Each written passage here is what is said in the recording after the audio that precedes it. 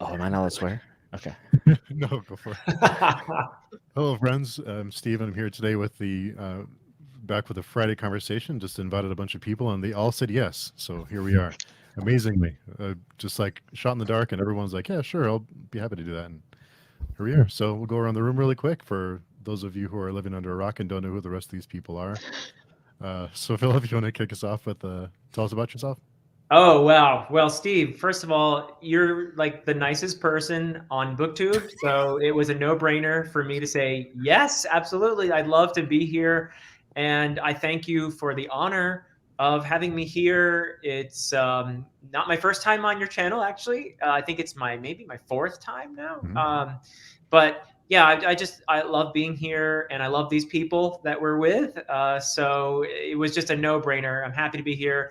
And yeah, I'm Philip Chase. I have a channel about fantasy. That's me. So No big deal, right? Well, hi everyone. I'm Jolien. I have a very small BookTube channel in comparison to some of these people here. Jolien Reads. And yeah, again, thanks, Steve, for putting this together. I'm always just along for the ride. You arrange everything, and I'm just here enjoying it. So thank you. Nice. I'm Mike, and I'm a coffee holic, and I'm just here because I got this wonderful invitation to join like the Illuminati here. I'm just happy to be among such exclusive company. This is great. Thanks so much. And I am Jimmy, and I'm from the Fantasy Nuttwork. Steve, thanks for having me on. I appreciate you, man. I've been looking forward to talking to you again since our chat we had on my channel. And yeah, I'm excited to be here and chat books and get my mind off of the real world and do a little bit of escapism. So let's do it. let's do it. That's what it's all about. Mhm. Exactly. So we were talking before we went live about Philip. You had a reaction to Mike's Tolkien video. So we setting the bar pretty high for Mike. I'm a little worried for him now because. Well, if anyone can handle the pressure, it's definitely going to be Mike. I do feel like Tolkien is an interesting thing on BookTube because, and Mike, you talked about it a little bit in your video. There is a kind of a disconnect, I think, sometimes. There's BookTube tends to trend a little bit young. There are some of us older folks here. But it does trend a little young, and a lot of the younger folks, as Mike pointed out, know Lord of the Rings if they know it from the films and the later Hobbit films as well. And I think there's a perception, at least, that they might be a bit dry, they might be hard to get into, that sort of thing. But I can tell you, I've heard from a lot of people who have sort of shied away from it and then initially kind of thought, oh, this is really hard. I can't get used to this archaic prose and these flat characters. But then what happens for a lot of people, at least, is they get into it. And by the time they get to the end, not only they're used to it, but they go back to more modern fantasy, and it feels like the more modern fantasy is a little too bare, that it's a little too, so it's interesting how that can happen. I've heard that quite a few times. So I'm always one who will say, give it a try. I mean, it is what it is for a reason. So. Yeah, I think aged out is the phrase that I get told by a lot of folks younger than me, which makes me, man shakes fist at cloud when I hear that. But, that's why when I said, hey, I don't know why I'm having to do a why you should read on J.R.R. Tolkien. I mean, it's that's why most of us are here, right? But you'd be surprised how many people that I interact with are like, yeah, I still have it. I don't know if I should or not. And I'm like, you should, that's really all I can say. That's why it's hard to do a video like that, because I was like, what can I tell you that you haven't already heard, But, I have no problems talking, as you guys know. So, Steve, have you read it, Lord of the Rings? I have not. I think I need to turn on my book to record. I haven't either. So How do you kick Steve from the call? Is there a button or? Jesus, Steve. There's a trap door. You just have to hit the button. It was great joining you tonight. Yeah.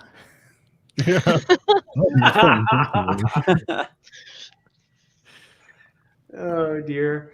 I think my experience with Tolkien and reading him for the first time, I was like 11 years old, and I was like hot off the movies, right? So we went into Walden bookstores which aren't around anymore. And my dad got me the Fellowship. It had like the cool ring in the same typography from the film, and I was so excited to read it.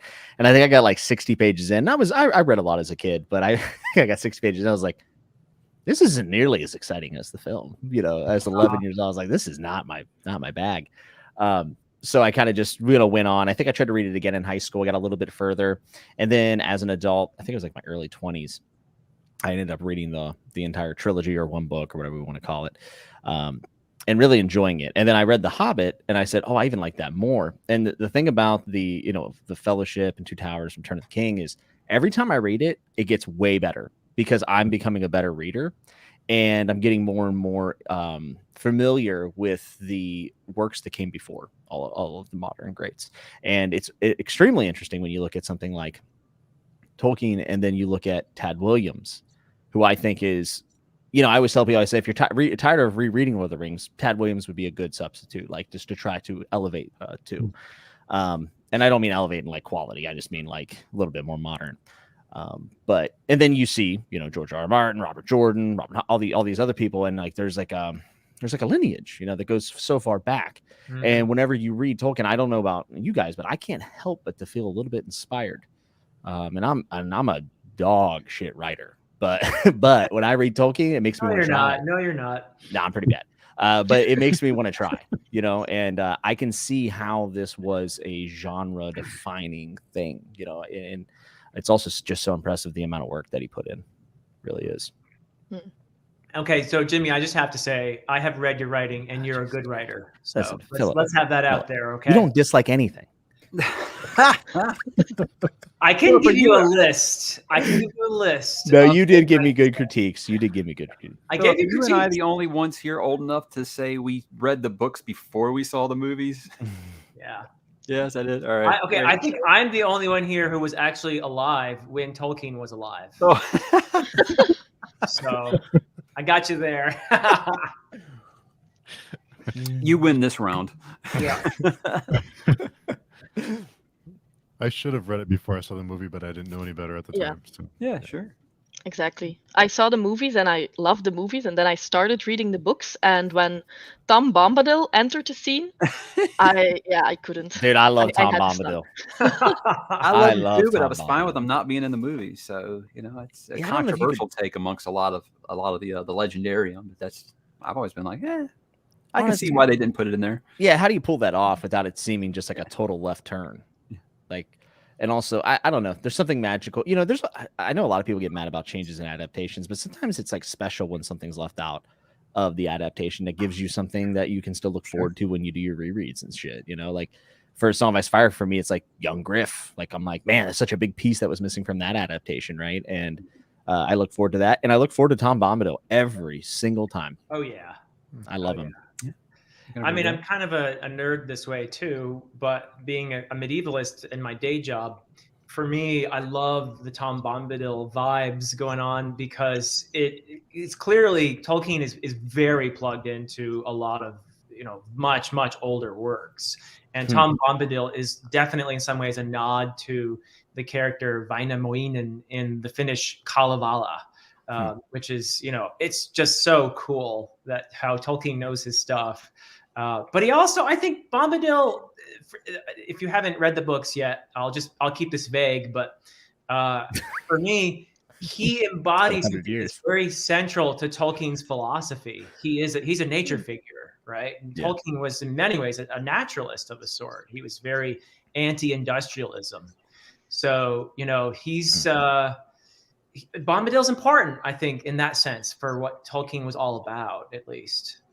But plus he's fun, I think, anyway. I enjoy it. I like the fact that he could just like solve all the problems if he really wanted to, but he's too busy.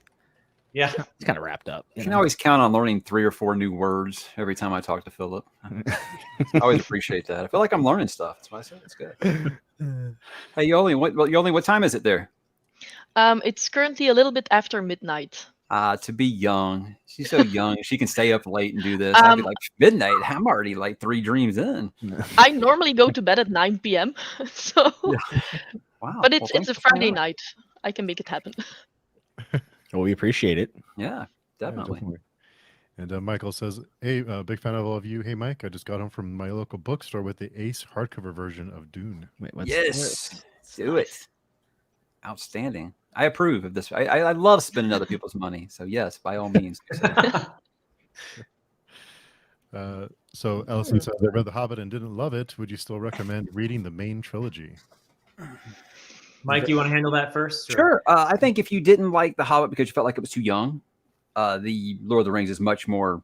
I'd say when he actually started that, he actually kind of intended for it to be another children's book, but it kind of evolved over the 17 years it took him to write it. So yeah, I think yes and no. So it's like, it depends. If you didn't like the writing style, I mean, he's still the same guy. But if you didn't like it because you didn't feel like it was adult enough or it wasn't grown up enough, maybe you'll like Lord of the Rings more. Yeah, that's what I would say.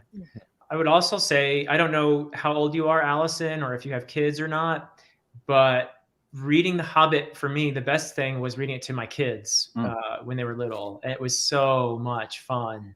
And those are very, very fond memories. So that's another way you could get into it if you're older and you feel like I want something a little more adult.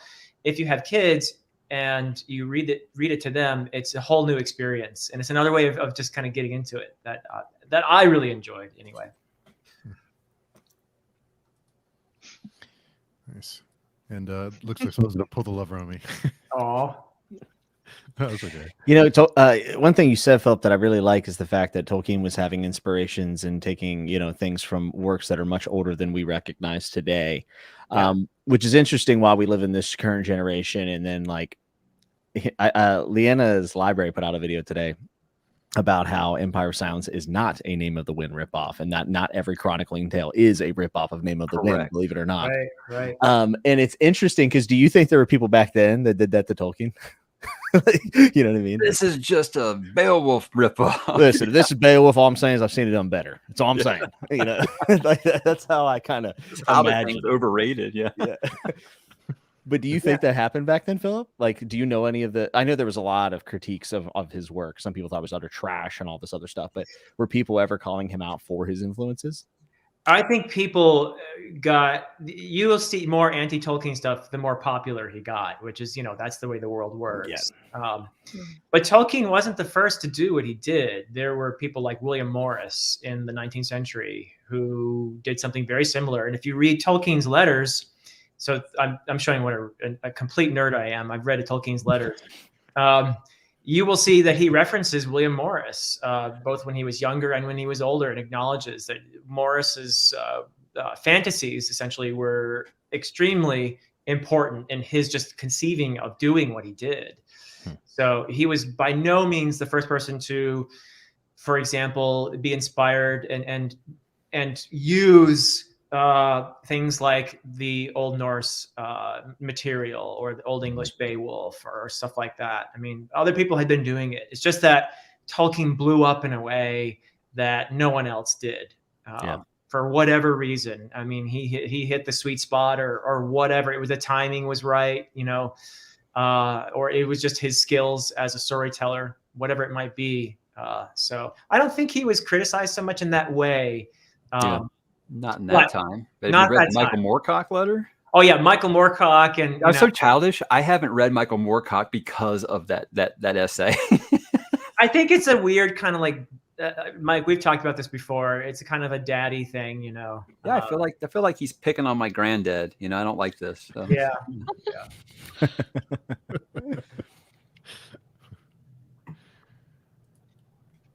I'm old enough too, and older than you, Philip. Is there a trophy? I don't think they give us trophies.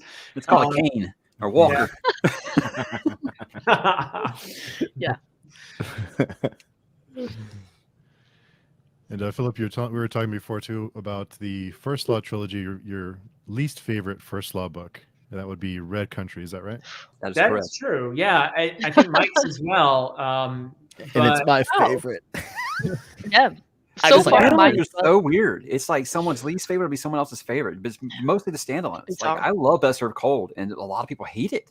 And then Yeah. everybody loves Red Country, and I'm like, See, and I always felt everyone hated Red Country, and I mean, I can admit Shy South is not very good, but like I just love westerns, and there's some character arcs that come to conclusion in that I really enjoy. but I'm not shocked that people end up not liking it. It seems like everybody loves heroes, so it works out. Yeah, I like the heroes. Yeah, Yeah. I'd like to hear Jolien and why you like it, or without maybe spoilers, but what is it that you guys see in it, Jimmy and Jolien? What? Because I don't hate it, by the way. I don't want to be characterized as a Red Country hater here. I love Joe Abercrombie. Wow. I love. Here we go. That's how BookTube works. Look, the worst Abercrombie's better than most authors' best. Exactly. Don't get me wrong. I don't hate the book. It's just it wasn't what I wanted at the time. Still, I love like Sergio Leone. Maybe if I went into it like with that approach, I probably would have liked it better. Yeah. I don't know. Yeah. It's still First Law, so I love it, but it's just my least favorite. So what do you guys see in it? I think for me, I really like the interaction between Lamb and Shy, without getting into spoilers in that regard. And I think in the Best Served Cold, it was a disappointment for me because I really like the relationships between siblings. And there we had some, but one of the two we didn't really see in present time. So I missed that. While here we see a lot more of it. And I think part of it was also that I was extremely hyped for Best Served Cold because a lot of people said the standalones are better than the original trilogy. So I was going in expecting a 5-star read. And then Best Served Cold let me down. So then when going into the heroes, I was thinking, maybe I'm not going to love it. And then I was pleasantly surprised. So my expectations were completely different for these last two books. Okay, cool. Expectations, cool. Yeah. Expectations played a role for me, and Lamb. Without saying anything else, I just love Lamb. Same. Yep. Bah.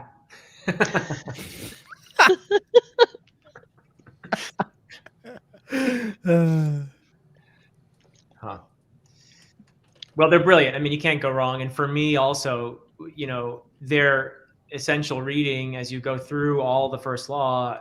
The best for me is, and Mike, I think you have a different opinion, but Age of Madness is for me the very pinnacle of Abercrombie so far. I just think it's such a brilliant trilogy. And the more I think back on it, the more I love it. I mean, there's no bad First Law book, in my opinion. Correct. Yeah, I'm with you there. Before we get too far away from it, Jimmy did bring up Tad Williams. Now, I just finished Memory Scar with Thorn for the first time. Yep. And I kind of agree with him there. I do think it feels almost more like a modern Tolkien. But I gotta say, Philip, whatever you're reading, except Dark Tower, you need to put aside. But you already read Memory Star and Thorn, didn't you? I read it, but it was before BookTube, so BB. Yeah. My brother's been bagging on me for decades to read that, telling me all the time it's a Song of Ice and Fire. Song of Ice and Fire completely ripped it off and all that stuff, and that I'm an idiot for all these other series. Well, I didn't really agree with that, even though he still is ready to go to the mattresses over that conversation, which no one wants to hear about. But I definitely see a lot of the influences on not just him, on Robin Hobb, on a lot of other that do the good coming of age fantasy. I can see a lot of things where it's like the transition between like everyone just copying Tolkien to what we kind of know now. So if you guys haven't read it, definitely make the time to do it. You like To Green Angel Tower then? Did you love it? I did. I liked part 2 better than part 1, but I liked both parts. I think Stone of Farewell was the only book I was kind of like okay on, but I love Dragonbone. And both parts of To Green Angel Tower. I mean, Green Angel Tower is like a phone book, and I flew through it in a total of about 2 weeks. With work, it's really, really good. And you guys want to talk about like a Sanderlanche ending? That book has probably the most rapid last 200 pages I've ever seen in my life. It's so good. Yes, I agree. You're like, there's no way he can wrap all this up, and not only he does it satisfying. So yes, I completely agree. And the thing about Tad, and the reason I think he goes a little bit under the radar, he's so good at everything. Like, he doesn't write the best characters of all time. He doesn't have the best world building of all time. He doesn't have the best plotting of all time, but he is above average at like everything. And then he just has some sort of charm in his prose that I can just read him. Like I can just binge Tad Williams. And I think he is so undervalued when we talk about importance of the genre, because he's the bridge from, Tolkien to Gurm, really. That's how you kind of got there. Among other people too, but I really like Tad. If you can't tell, I'm gonna do Otherland next. I'm very excited about that. Yeah, I've heard Otherland's fantastic. And I disagree with your brother. No offense to him, Mike, but I don't see so much Song of Ice and Fire. I do see. I think you pointed out Robin Hobb. Ton. There's a much more similarity there than so much of Dragonbone Share. I say this reminds me so much of Assassin's Apprentice, Yeah. and I loved Assassin's Apprentice. So yeah, I think the because George says a lot of people inspired him. Like you can ask him every different day, and he'll say someone inspired him to write his 7-book trilogy or whatever. But or people 2/3 of it. Yeah, people who like cutting down George, and there's like a lot of them. A lot of people say it's a carbon copy of Memory Star and Thor, and I'm like, it's not at all. Like, it's really not. I mean, is there some similarity? Sure, the Sithy in the White Wall. There's some stuff there, but it is. I've seen worse. How about that? I've seen a lot worse. I spotted my nemesis in the chat. Oh no! Yeah, that's Professor Fireballs somewhere. Oh, I thought you were talking about Tall Guy Reads, who was asking if anybody remembers the animated Hobbit movie. Oh yeah, Basky. Yeah, that's great. I remember thinking that animation was just so wicked. And I also thought that was the best we'd ever get. I never thought we'd get what Peter Jackson gave us. I thought that was the best we'd ever get because it was impossible to film it and stuff like that. So I was happy to be wrong. I mean, most things don't get one good adaptation, right? Also, like, how important is that adaptation? Talking about the movies, like, how important was that to a generation of fantasy readers? Oh my God! Like, obviously we have Game of Thrones now, but like, I know I wouldn't have probably got picked up. Lots of my friends were like, I'm just not into fantasy, and I made them go see Lord of the Rings, and they loved it, and they actually started reading, and they're full-on fantasy readers now. So yeah. It definitely inspired every bit as much as like people who grew up reading Harry Potter. I think that those movies inspired a lot of fantasy readers to pick up that, and then the genre as a whole, for sure. I think John Gwynn, I believe the reason he went to finally sit down and write Malice was because he got back from the movies and was like, I want to do, I think I remember reading this somewhere. Well, am I glad that he did that? Yes, very much so. Very much so. And speaking of John Gwynn, my vote for the fastest last 150 pages in a book is going to be Hunger of the Gods. That's wild, wasn't it? Man, that's a roller coaster right there. Yeah. I'm halfway through right now. Yeah, I was talking to Will Gwynn, and I was like, hey, man, tell your dad I loved it, but I'm not talking to him right now. Because I'm not on speaking terms with him. He said he laughed when he told him. So. Well, he gets pain. He gets pleasure from our tears. Yeah. For his this series that he's writing now, the first one is Hunger of the Gods, or is that the second one? Shadow of the Gods. Well, Steve and I both didn't like The Faithful and the Fallen. Is this one different enough that we should pick it up? Well, first, I got to go, guys. I'll see you all. I think it's very different. It's very different. I mean, I think he's a better writer. Not that I think there's anything wrong with his writing in Faithful, but I think it's very different. I think Philip can kind of add to this that, like, I would have never expected him to be that kind of writer reading Faithful and the Fallen. It was very straightforward stuff. This is every couple of terms or has something where I've got to look at the dramatis and figure out what the hell that word means. So, yeah, he's a much, much better writer, I think, in that one. I agree. He's matured as a writer. He still has a lot of the same, I think, tendencies. Like he's brilliant at the found family trope. I mean, that's just standard Gwyn. And for me, people use the word heart a lot in describing his books, and they all have a lot of heart. It's just they're the kind of books that create instant nostalgia when you're done with them, I think. I think that the newer series, the Bloodsworn trilogy, being very Icelandic saga inspired, being very Old Norse inspired, is definitely a bleaker world. It's definitely a grimmer story overall than what you have in The Faithful and the Fallen. And Blood and Bone is actually kind of in the middle, I think. But so that's the biggest difference, is that it's a bit bleaker. And I think that Gwyn has definitely matured as a writer, and some of his prose he had those moments certainly in The Faithful and the Fallen to me as well. But his prose is really, I was blown away by the beginning of The Hunger of the Gods. I thought, wow, I went back and reread the first few pages thinking this is really good.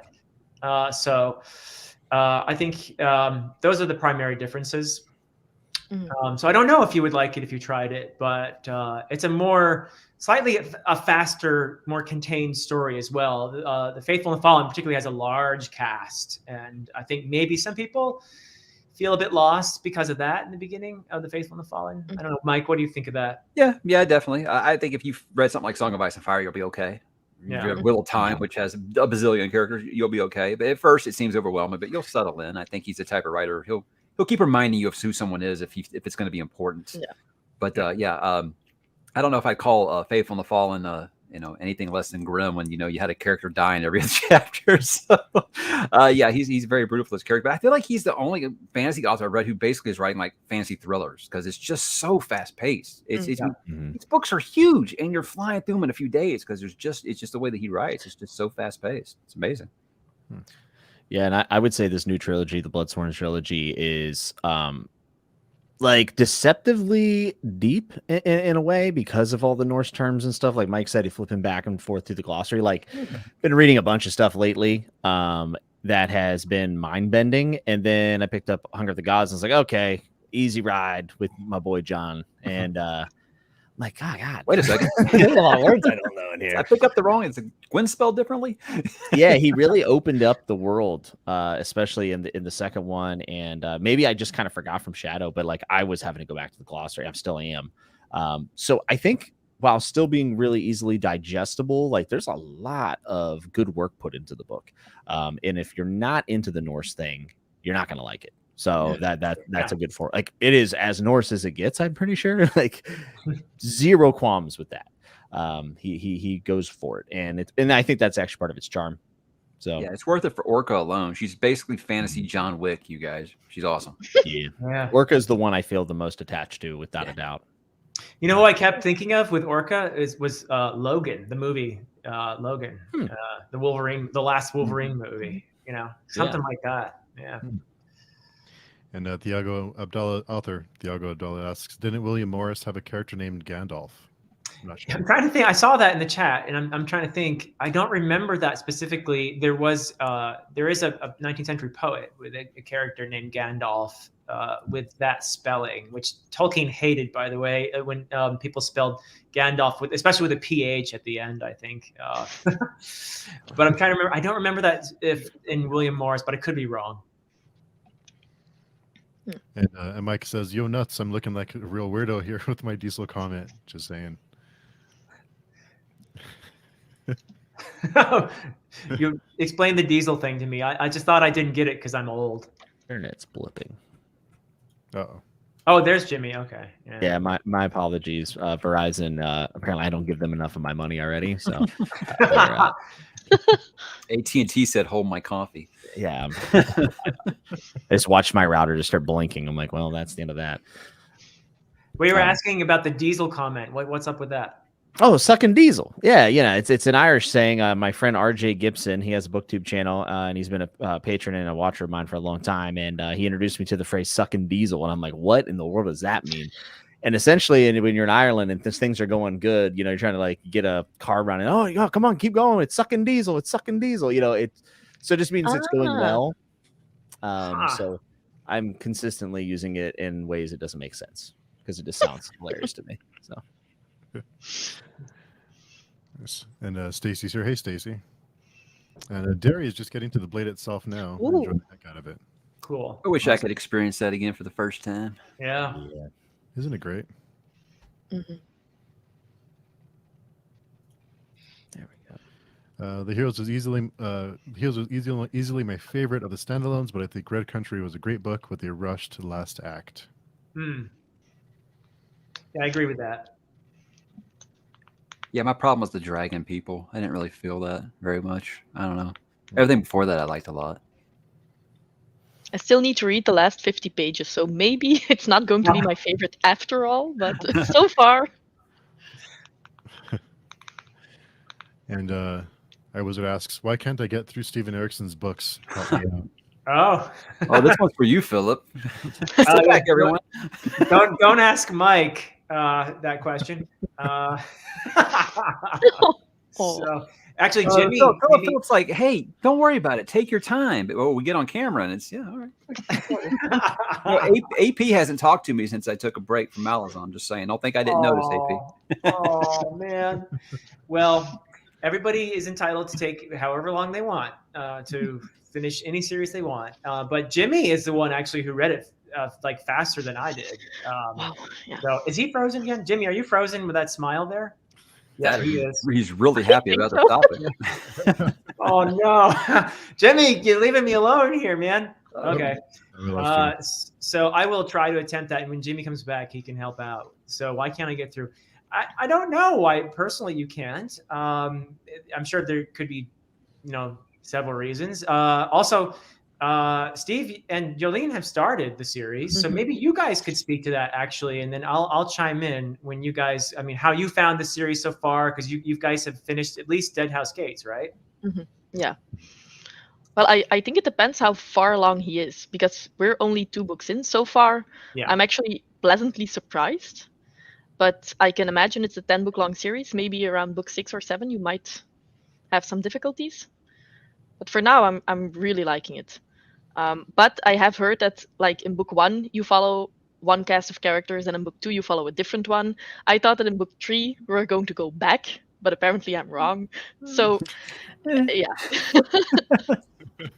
Steve, you want to comment on it at all? Take your time and read with other people. I would say I think it's good to. It's one of those books that it's good to bounce ideas off of, because I had no idea what the hell was going on in the first book, and then I'm starting to get my footing now in book 2. But it's my second time trying the series, so yeah, I'm glad I'm reading with people much smarter than I am. Which but yeah, so I can ask for help. I think if I had one regret, I should have stuck with my schedule where I had it for 2 years instead of speeding it up, because I was just trying to get people to stay along for that read along. And I mean, I think everybody's got to know that a series like Malazan is going to have a high tap out rate. It was probably a poor choice for a read along. Honestly, there's so many people that were like, I want to do it, but I'm scared. And I thought, well, hey, let's do it as a group, so yeah. But I think Steve is right. It does help to read it with a person. I'm lucky in that I've been reading it with AP, you'll see him in the chat there as a critical dragon, my nemesis. And the guy's, okay, he's pretty smart.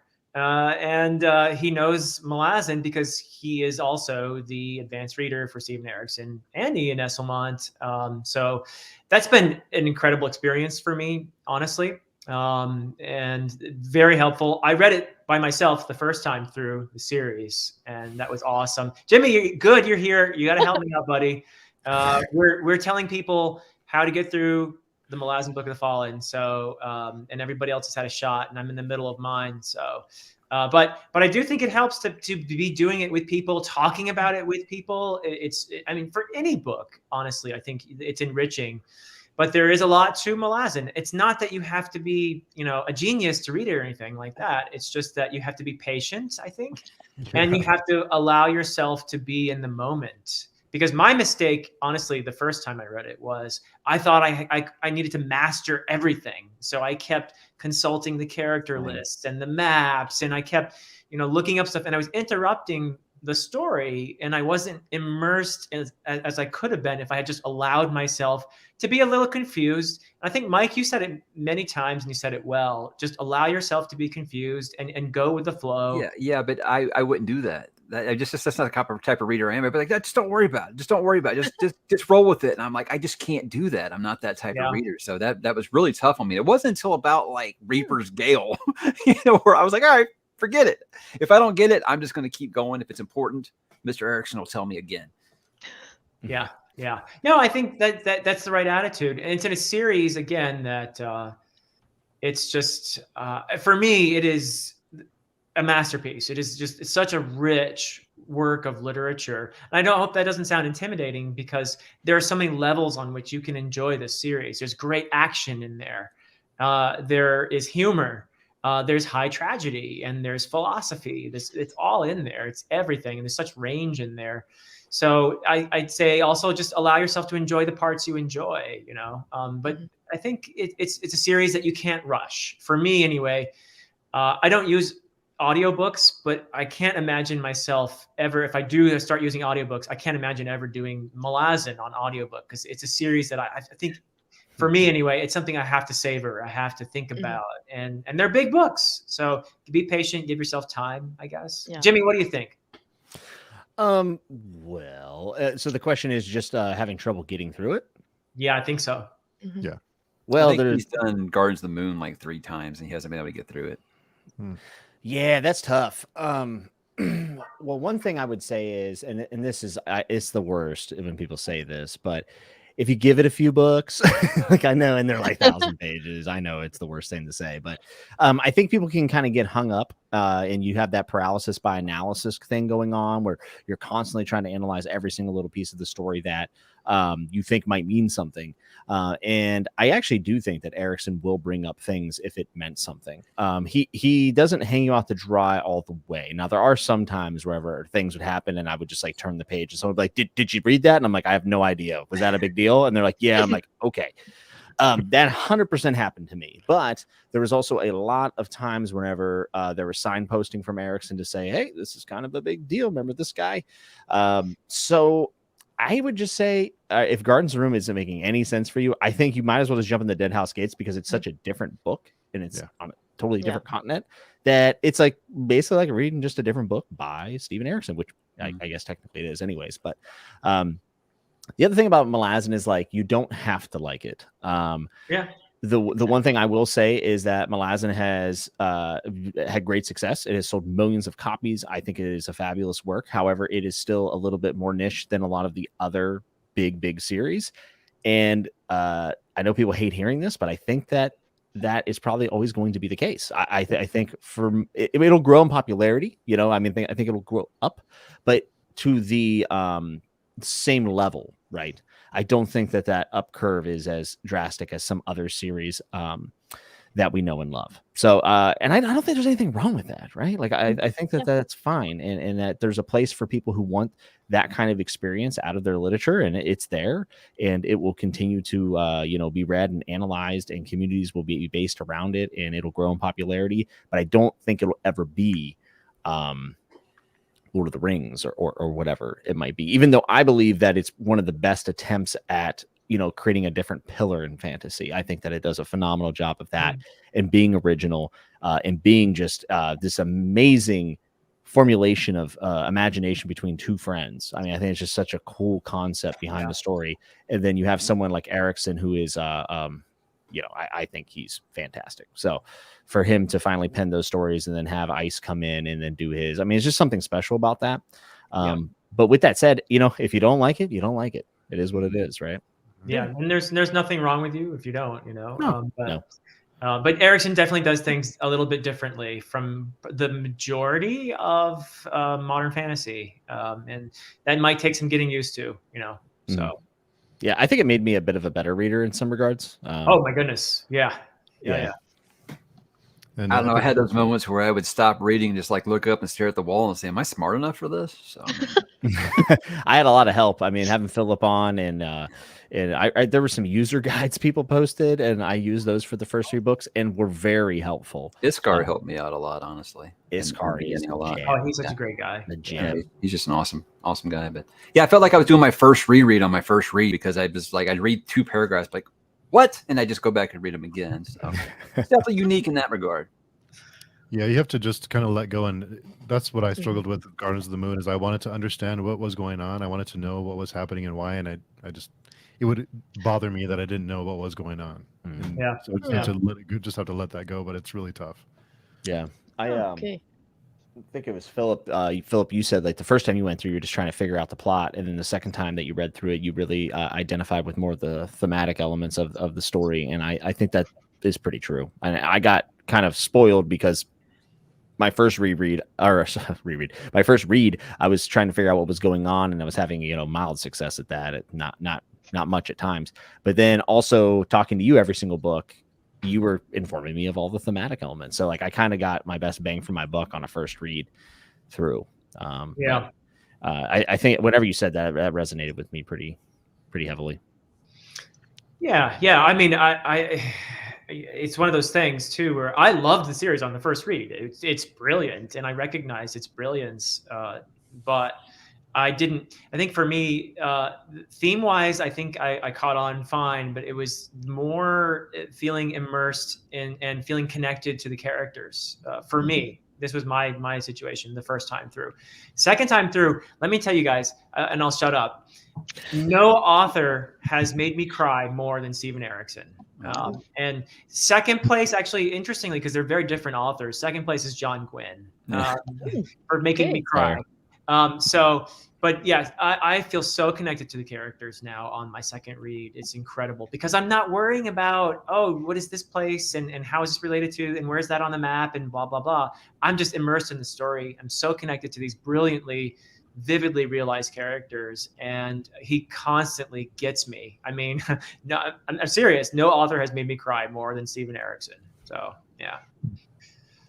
And Epic Tales has a great question. As far as Grimdark is concerned, I read The Prince of Nothing, and my Berserk. standards are unrealistic now. How do I go back? Just read Berserk. Just read Berserk. That's all you got to do. Berserk is the only thing I've ever read in my life where I just like kind of like looked at it, looked over, and I said, why am I reading this? Like, do I really actually? I mean, I love Berserk, but like, why? I don't know. There's something wrong with me. Like, I have all those Berserk deluxe editions upstairs, and I'm like, I gotta hide these when people come over because what if they go over and pick up and they open them? I just finished volume 34, so I'm getting. Oh yeah, you're further than me then. Getting close to where Rich Miura didn't quite get to finish before he left. So, but yeah, I'll agree with you. The Golden Age is just brilliant. It's just a brilliant art. Okay. I mean, regardless of if you like the medium of comics, manga at all. Yes, it's just an incredible story. But yeah, it'll punch you in the heart more than once, put it that way. Yeah, and some horrendously traumatic things happen in that story that wow. It's a wild me and Rocky were talking on stream about Berserk, and it was 20 minutes of us just tap dancing around terrible issues. And he was like, I just don't know how to talk about it. I'm like, yeah, me either. Let's just move after on. That story, people were like, hey, you want to go look at the eclipse? I'm like, nope. Not interested. I feel like we're speaking in code now. No one else knows what we're talking about. That's true, but it's fun anyway. Yeah. We're clearly weebs. I mean, that's Prince of Nothing is something that some people on my Discord really got into. Some people that really dropped on a Malazan, they started reading Prince of Nothing, and they basically said, while they're not exactly the same, it kind of gave them what they wanted from Malazan and Prince of Nothing. And a lot of people told me like how much I love God Emperor of Dune, that I would just absolutely just eat on Prince of Nothing. So I'm gonna do that after Gene Wolfe. Yeah, I think like thematically, I think Malazan and Prince of Nothing are actually opposite ends of the spectrum on what they're saying. But Baker really made a dense fantasy world. I mean, he really went for it, and it's kind of interesting that, I mean, I guess it's not surprising that it doesn't get as much traction as all the other big, really epic fantasy, because it's so dark and so grim, and the philosophy behind it is pretty bleak. But he really did go for it, and I think, speaking of Dune, I think it is the best fantasy version of Dune because I mean, it's obviously inspired. That's the best sales pitch for me. Yeah, dude, I'm telling you, like, Kellis is one of the best characters I've ever read in fiction. I really believe that trilogy, and the philosophy behind Prince of Nothing, and a lot, at least part of the argument is the fact that we do not have agency as human beings, and that we are like kind of biologically driven, right? So like the decision you think you're making is actually the decision you would have made all along because of your chemical makeup, right? And also you can give away what you're going to say or think just by your facial features and constructions of your bone. I mean, it's very interesting. And now imagine if there was like a sociopathic kind of monk figure that could take advantage of that because he knows what decisions you're going to make because of your bio. It's very fascinating. Oh, okay. And that sounds wild. It is wild. Exactly. It is wild. And so good. There's just a lot of really amazing world building in there. It is very bleak. It is very, very hard on females. Not that I think that it's saying this is the right thing. I think it's obviously saying this is terrible. But it's in there, and it's really tough. I have one of my patrons, Amanda's reading through it right now. She just finished Malazan 2 weeks ago. Now she's reading Prince of Nothing. Wow. And she finished the first book in like 2 days. And she's just like, this is amazing. Like it just has like a tone. The feedback I've gotten is either best series ever or I can't stand it. It's wild. It's slow. First book's slow. It's very much the Darkness That Comes Before is very much an appropriate title because it's all about this setup to this like holy war. And then book 2 is like amazing. I think it was my 3rd or 4th book of the year last year. Maybe it was 6. I can't. It was in my top 10. And then the 3rd book goes completely meta and just like blew my mind. Like it's good. It's really, really good. I'm a big fan. It's moving up in the power rankings. All right. Yeah, Yeah. I'm gonna read it this summer with Alan actually. And Jimmy, you were thinking about rereading it, or I think, right? Honestly, I could probably do with a reread, even though I just read it like 9 months ago. I would read it again because it's so good. It's so good. I'm trying to talk Jolien into reading it with me in a month or so. I'm going to reread the first book and what that book entails. And if you all hate it, I was just kidding. You know? Steve, when are you going to reread the first book? Maybe May or June, but I'll wait for you if you want to. You know. Yeah. Yeah. Okay. If you can wait until June, I'll put it on the TBR. Can we talk about how read-alongs are just like murdering us personally? Yes. Sometimes I gotta wonder if that was a mistake bringing that into my life. I was gonna say. I mean, I appreciate them, but sometimes I'm like, I had to start turning stuff down. yeah, I mean, sure. Yeah. It's so much fun though. Yeah, they're fun, but sometimes it's just like, you know what? I'd like to just hey, I want to read this. Why not? Let's just do it. No, I can't. I got to read like these 7 books that I promised I'd read with other people. Yep. Yeah. Yeah. Yeah, it happens. It's about balancing, I think. You got to find you got to be part of no more than maybe 2 read-alongs at a time. And Jolene's laughing. How many are you part of right now? I don't know. Like I'm 2 putting or- together my May TBR, and I think that I have 10 books, and none of them are not part of a read-along or a buddy read. So Jeez. yeah, I have issues. Yeah. You're too friendly. But I do enjoy it, and it actually helps me read faster, because when somebody is ahead of me and they're like, "This is a good part," I need to get there. Yeah. Yeah. Yeah, that's the problem with me with read-alongs. I don't audiobook, and a lot of people I'm gonna read-alongs with their audiobook, and they're like, I'm on chapter 12. I'm like, I just finished chapter 1. So, I do feel like I got to read faster, so I can click all the spoiler bars on my Discord and see what they're talking about. You know? That's a motivator for sure.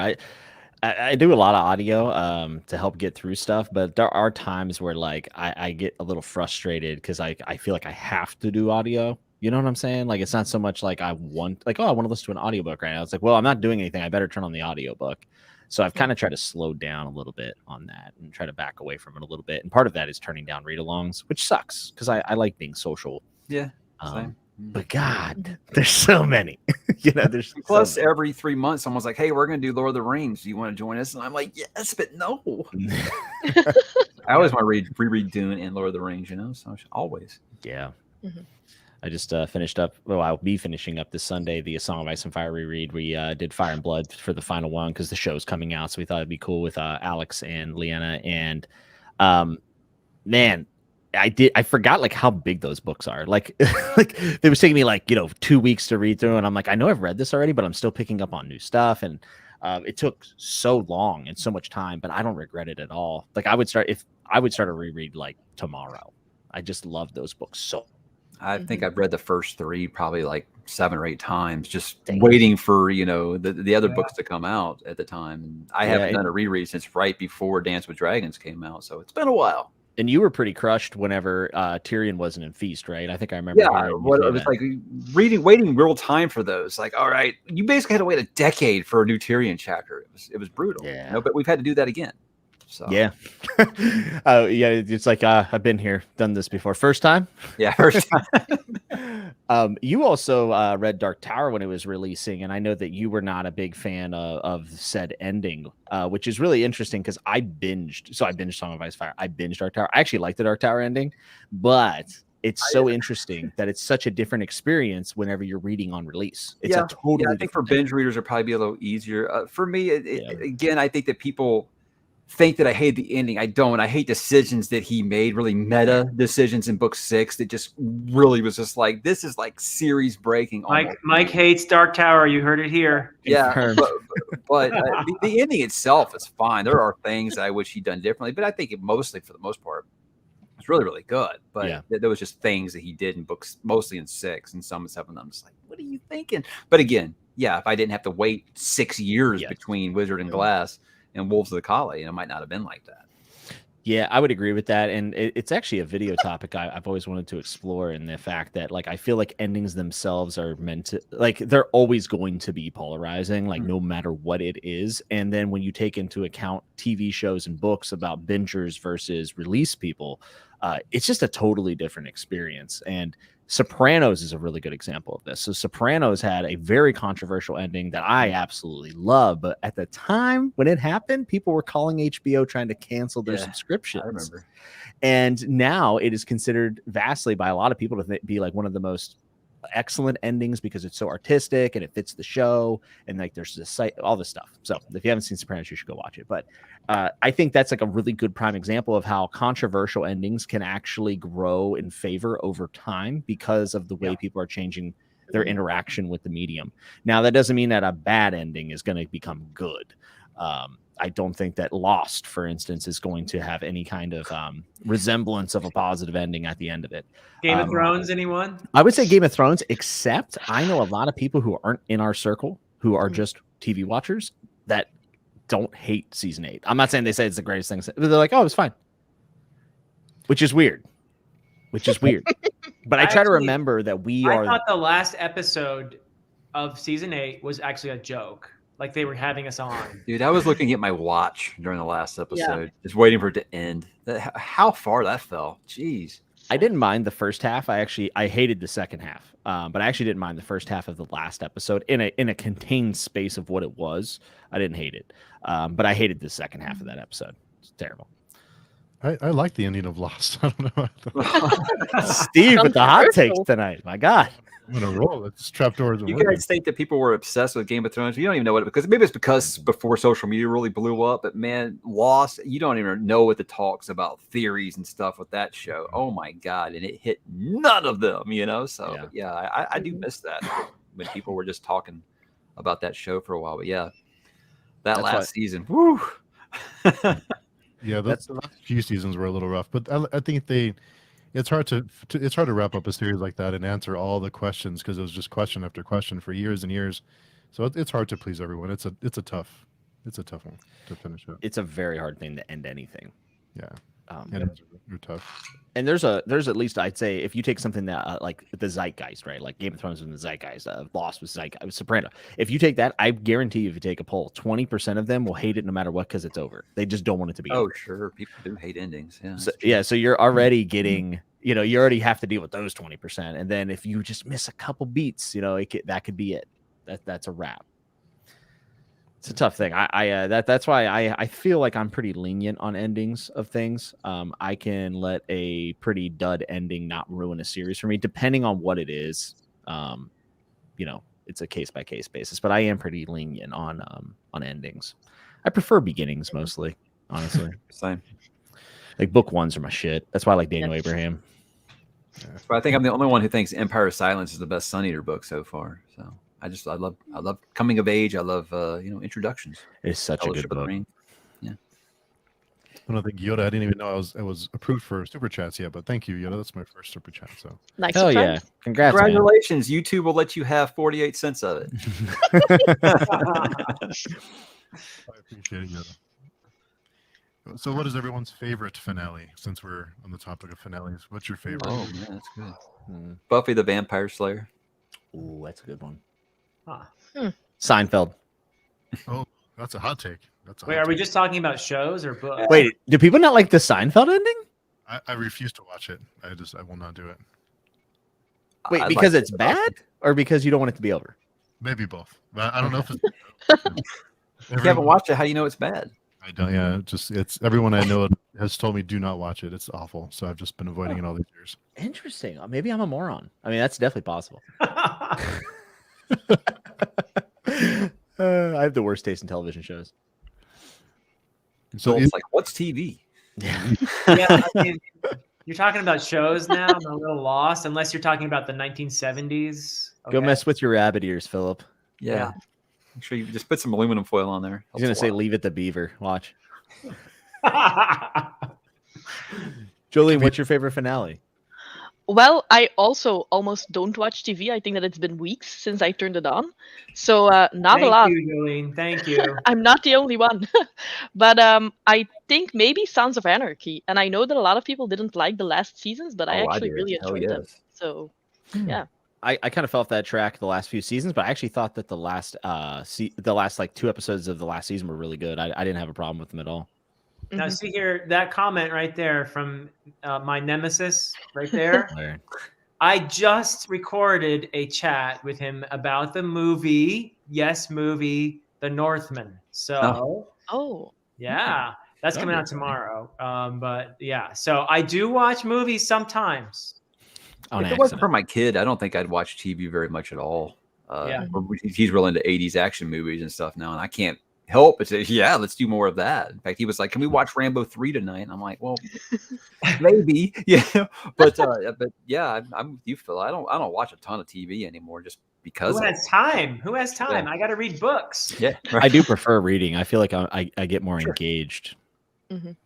Yeah, on TV, I'm more willing to open my phone, scroll Facebook or something, but with this, I'm like, no, I don't even have my phone near me when I read. Yeah, I try not to. Hey, Ursi. Steve, what's your favorite finale? Yeah, that's a tough one. TV finale, maybe Lost, maybe my favorite. No, there are some bad seasons in there. Don't get me wrong. I just think the last 5 to 10 minutes of that last episode was probably my favorite. At the time, I didn't like it, but on a rewatch, I appreciate it more. I think part of it is expectations, like we talked about before, is you have certain expectations you watch for years, and you have all these theories and all this crazy stuff you talk about over the years, and the plane was really in this alternate dimension, all this crazy shit you think about, when it's just, you just have to let it go and just go along for the ride. Kind of like Malazan. You just have to go along for the ride.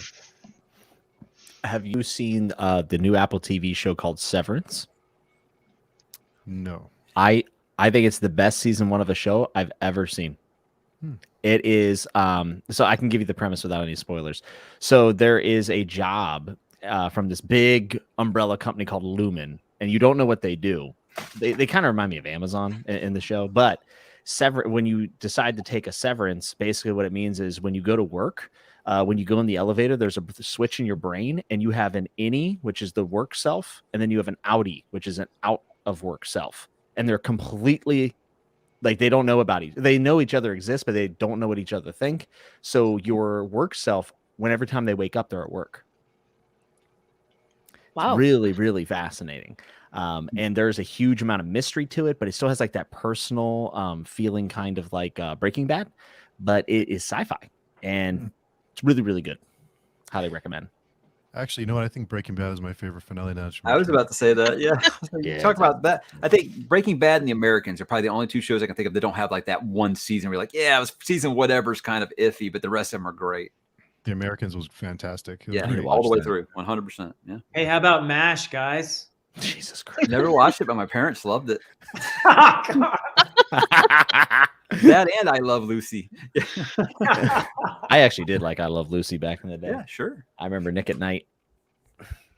Come on, MASH was brilliant. Come on, admit it. Hey, it's still like the highest rated finale ever, so they must have done something right. Yeah, that's right. And Jimmy, the premise for that show sounds just like a short story in Michael R. Fletcher's A Collection of Obsessions. It is almost, well, I don't know how close, but it's pretty close. There's like a work person and a home person, and they don't really know each other. They just kind of go to sleep and they wake up at work. And it's for so that no secrets, that they go to work and they work for like this government agency or whatever.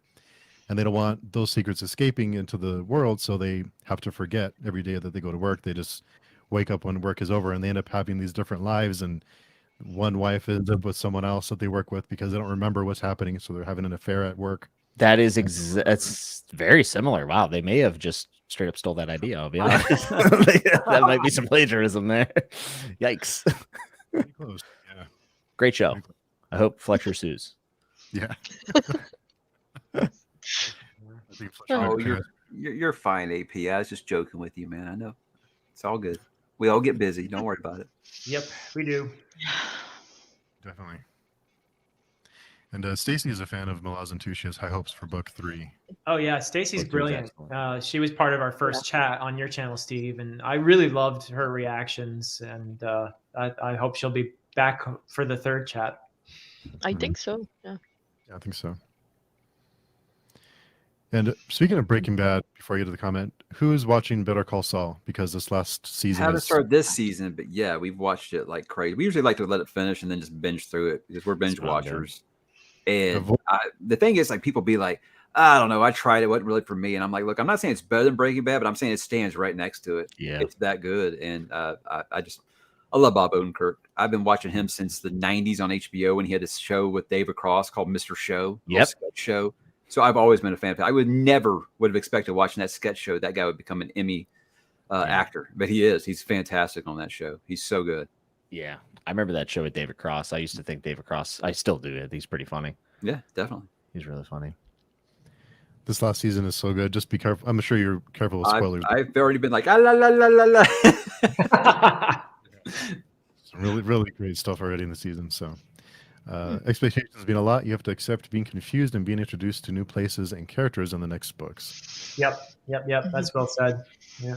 I said the best way to approach Malazan is treat each book like an anthology book. It's just something completely new. Just In fact, Leslie had a good tip that I should have taken when I first started. Is she would read, Leslie from the Nerd and Narrative would read a chapter a day and then just set it down, and just take your time with it. Yeah, that's not. I That's don't know. a great idea. I don't know if I would be able to do it that way. Because once you finish a chapter, you do want to keep going. Yeah, that's enough. Yeah, especially in the later books when you're starting to finally get some answers. It would be very tough. And like I think the Bone Hunters would be. I binged that book so hard. Yeah, same here. Bone Hunters is probably the fastest I've read a book of that size ever. Yeah, that book was incredible. Maybe the Green Angel Tower was the only other one, but yeah, I blew through that one. Yeah, it's probably my top 5 fantasy books ever. I really loved it. Oh, Viking, come on. Deadhouse Gates broke me so hard, man. I was not really caring for it at first. And Philip was like, you'll be fine. You'll be fine. Dude, the end of that still sticks in my head. All right. I'm still not okay. It's been like a year plus since I finished that. So. Yeah, that's a devastating ending. Yeah. It's a great book. The prologue I loved in that book. Yeah, exactly. Yeah. I think it's the book I'm most excited to reread actually in the series because I felt like kind of the same until like the last quarter. I felt like I was very confused and then like the ending was just tremendous.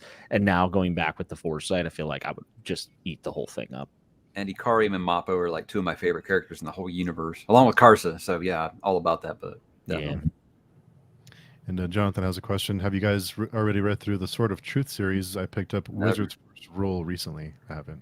I read the first. I read Wizard's First Rule. I thought it was good enough to keep going in the series, and I think I got through the next book and then partway through the third and realized it's not for me. When I first got into fantasy and I raided my brother's room for his fantasy books, I read a Sword of Truth book. I couldn't tell you which one it was or what it was about, but at the time I was just like, I just want more fantasy because I read Lord of the Rings and Shannara, and I was just like, give me something, and that was just what I grabbed.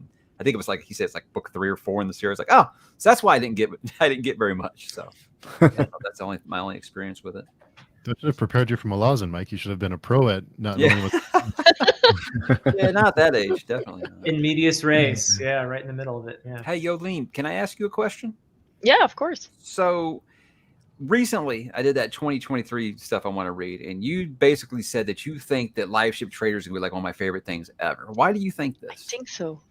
Well, it's completely different, I know, but you like A Song of Ice and Fire so much, and Live Ship Traders is the only one with Robin Hobb that has a big cast of characters. Okay. And I think even though you don't like stories that take place on ships and stuff like that, it's very different from other books. It's more character driven. There's a lot more going on in the plot. It's faster paced than especially the third book in the Farseer trilogy. Mm-hmm. So I think it will be more your type of story. I think grass growing is faster than the third book of Farseer. I actually think it's a low bar. I think a Live Ship it could be very much up your alley. I hate nautical stories. I don't like Pirates of the Caribbean. Moby Dick, PTSD, man. I don't like any of that shit. And Live Ship for me, the family dynamics, the character arcs that happen over just 3 books, incredible. Yeah. I just bought those UK paperbacks. They're like, yep, I got them all up here. They're so good. Wow. Ooh, he's going slow motion. Yeah, not bad. I thought he was doing dramatic effect. Goddamn Verizon. Yeah, it's one of those books that everyone tells me I should be reading, but I just haven't gotten to it yet. You need to, Steve, really. Well, I'll just say that for Live-Ship Traders, Hobb, when I finished Farseer, Hobb was kind of like a top 15 author for me. And when I finished Live-Ship Traders, she was like top 3. That's how much I loved Live-Ship Traders. I know Jake was like ready to fight me if I said I was going to skip it. And I was like, I never said I was going to skip it. But he was like, don't you do it. And I'm Takes it very personal. Yikes. But Philip, you said that you cried most of all with Steven Erikson, but Robin Hobb, no crying? Well, I haven't finished Realm of the Elderlings, so that could happen as well there. I'm sure. I have only read the first 2 trilogies, so. Okay. Yeah, and that's something I'm going to be doing probably this year, actually, continuing in Realm of the Elderlings. But yeah, I anticipate I'll need some tissues. Yeah, I think it's going to happen. Yeah. Yeah. So, Mike, what's the last book that made you cry? Memory Light. Man, no. Probably Ruin. John Gwynne. Ruin. Maybe. Yeah, I think so. Because I was trying to think, because Stephen King's the one who's made me cry the most in my life. But no, I'm trying to think. Most of the stuff I've done with King has all been rereads, so nothing's really hit me that hard. So yeah, I think I'd say Ruin. But hey, I put a whole video up of books that made me cry, guys. So I'm like Philip, and then I'm not shy about telling you that a book brings me to tears sometimes. Yep. What about you, Jimmy? What was your last one that made you cry? Oh, let me see. That I can remember. I honestly want to say Assassin's Fate, the last book in Realm of the Elderlings. I think that was the last one that got me. I feel like there was a King book recently that I read. Oh, 11/22/63. Yeah, no, 11/22/63 got my ass up. Yeah, that was it. Yeah, it was 11/22/63. That was the last time you that can still see the tear stains in my hardcover of that book. Oh. Yeah, the last yeah, if they don't hit the page, I don't count it. I don't count unless it hits the page. And 11/22/63 is my favorite King book. Blew me away. Yeah, I just thought that book was tremendous. So good. That's a great one, yeah. What about you, Jolene? Do you cry? What was the last one that made you cry? Well, I thought that this question was going to come, so I looked at my Goodreads, and it's literally the last book that I finished, which is Pandora by Susan Stokes Chapman. But I cry probably 95% of the time when I'm reading a book. I'm extremely emotional, especially if someone dies, which if you read fantasy and if you read grimdark, that probably happens every setting. So yeah. That would be 95%. Yeah. Well, and a tough guy or tough gal who says they don't cry reading books, read Where the Red Fern Grows, and what a book! All like a baby. So that's all. I remember that book, and I think Mr. We just read that in school. Yeah, someone read it to us. Like we had like a reading time. They always like read to us after recess to kind of calm us down. And I remember Where the Red Fern Grows, and I remember just being like, I was like, man, emotional terrorist, man. Gosh, God, it was so good. They tried to calm you down with that. Maybe they don't know how this works. Wanted to soothe us, I guess, with tears. The Road also. I just finished The Road by Cormac McCarthy about a week or two ago, and that one got me. I forgot about that too. That one got me. Having a kid about that age when I read it for the first time really, really hit me hard. Yeah. Yep. I saw the movie first. It's one of my favorite movies of all time, and now that's probably my favorite non-fantasy book of all time. Honestly, I really loved it. Which is wild because I didn't like Blood Meridian, but I love The Road. Yeah, I'm nervous. I bought the Blood Meridian. I'm halfway through No Country for Old Men. I love that book. It's going very well. And we'll see what I think of Blood Meridian. I'm very nervous. Most people think it's brilliant, but the people who don't, it doesn't work with, it just doesn't work at all with. So, What about you, Steve? Are you as stoic as you appear, or do you cry when you read? The last one that got me is actually the last book I finished, which is Elegy of the Void by Halo Scott. It's the last book in the Rift Cycle series. So the 4th book got me. Yeah, the last 20 pages or so are pretty good. Wow. Pretty good stuff. Brent says, if Malazan isn't working for you, maybe try Prince of Nothing. I wanted to love Malazan, but it didn't click. Prince of Nothing and Aspect Emperor by R. Scott Baker did. Yeah, he's like the on my server, he's become like the advocate for all things Prince of Nothing. Yeah, Brent's great. It's a great one. June, Jolien. It's happening. Yeah. Okay. I don't know if it's the best idea to read it together with Malazan, but we'll make it work. Yeah, you'll be all right. Yeah, it's like it's the pile gets bigger and bigger. Like, yeah, we'll make Because it work. Let's make the in June, we're also talking about the third book in Malazan, right? Yes, I think. Memories of Ice. Mhm. Okay. Cool. Get reading. I wouldn't schedule 10 books that month. Just a suggestion. Yeah. Maybe a little bit less, yeah. Yeah. Tier ranking. Yeah. Yeah. But the last one that made me cry was actually Daniel Abraham's The Price of Spring, the fourth book in the Long Price Quartet. Man, you guys are making me feel like I'm missing out with this Daniel Abraham stuff. It just, I mean, I love The Expanse. You know, I guess it technically counts as him. But yeah, I have Long Price and a Dagger in the Coin. Yeah, Dagger in the Coin I've read. I really enjoyed it. It's slow, but I just think he just writes quality. Like, I just think he's just fantastic. Yep. Yeah, I hear that a lot with Hob. When I did my why I decided to read Hob thing, everybody's like, get ready to cry. I'm like, okay. So Royal Assassin got me. Royal Assassin messed me up pretty bad. So Mike and Jay has a question for Mike. Has Mike and Nuts done a chat about nothing? not yet. Not yet. And we're doing one now, kind of, right? Yeah, I mean, yeah, technically. I mean, that's you know, I was kind of thinking about doing like this this chat thing like this with a group of people. So just like it's a chat about nothing, but you know, multiple guests. But I have, you know, I try to do like 3 or 4 months in advance with people, just so everybody can work it out in their schedule. But yeah. I like that there's so many long form conversations happening now because like there's podcasts for like everything. I came up as a podcaster before I did this. So yeah, just scratch that itch. What was your podcast about? Well, first I did sports, and then I moved to just like pop culture media, you know, TV, movies, comic books, video games, just about anything that was going on. And that was this was something I did on the side, and I was like, wow, this is getting way more attention than the podcast is. Maybe I'll try this a little more. So those damn Kindle videos, man. The Kindle videos brought me a lot of people. It's really, really wild. And the thing is, like, I go back and watch that. You guys ever go back and watch your old videos? No. Am I right? I mean, I I go back and watch that first Kindle video. It's awful. It is awful, and it's got 100,000 views. And I hate that that's some people's, you know, first experience with the channel. But I hope that they'll do that and they'll say, well, let me click on this guy's channel and see what else he's done. Be like, oh, okay, he actually looks like he has a professionally run channel now. Because it's just awful. Oh, that's my introduction to BookTube, and I was like, this guy knows what he's talking about. Subscribe. Yes. That's why I bought a Kindle. Me too. Yeah. Yeah, I wish I got all the money that people think Amazon sends me for those.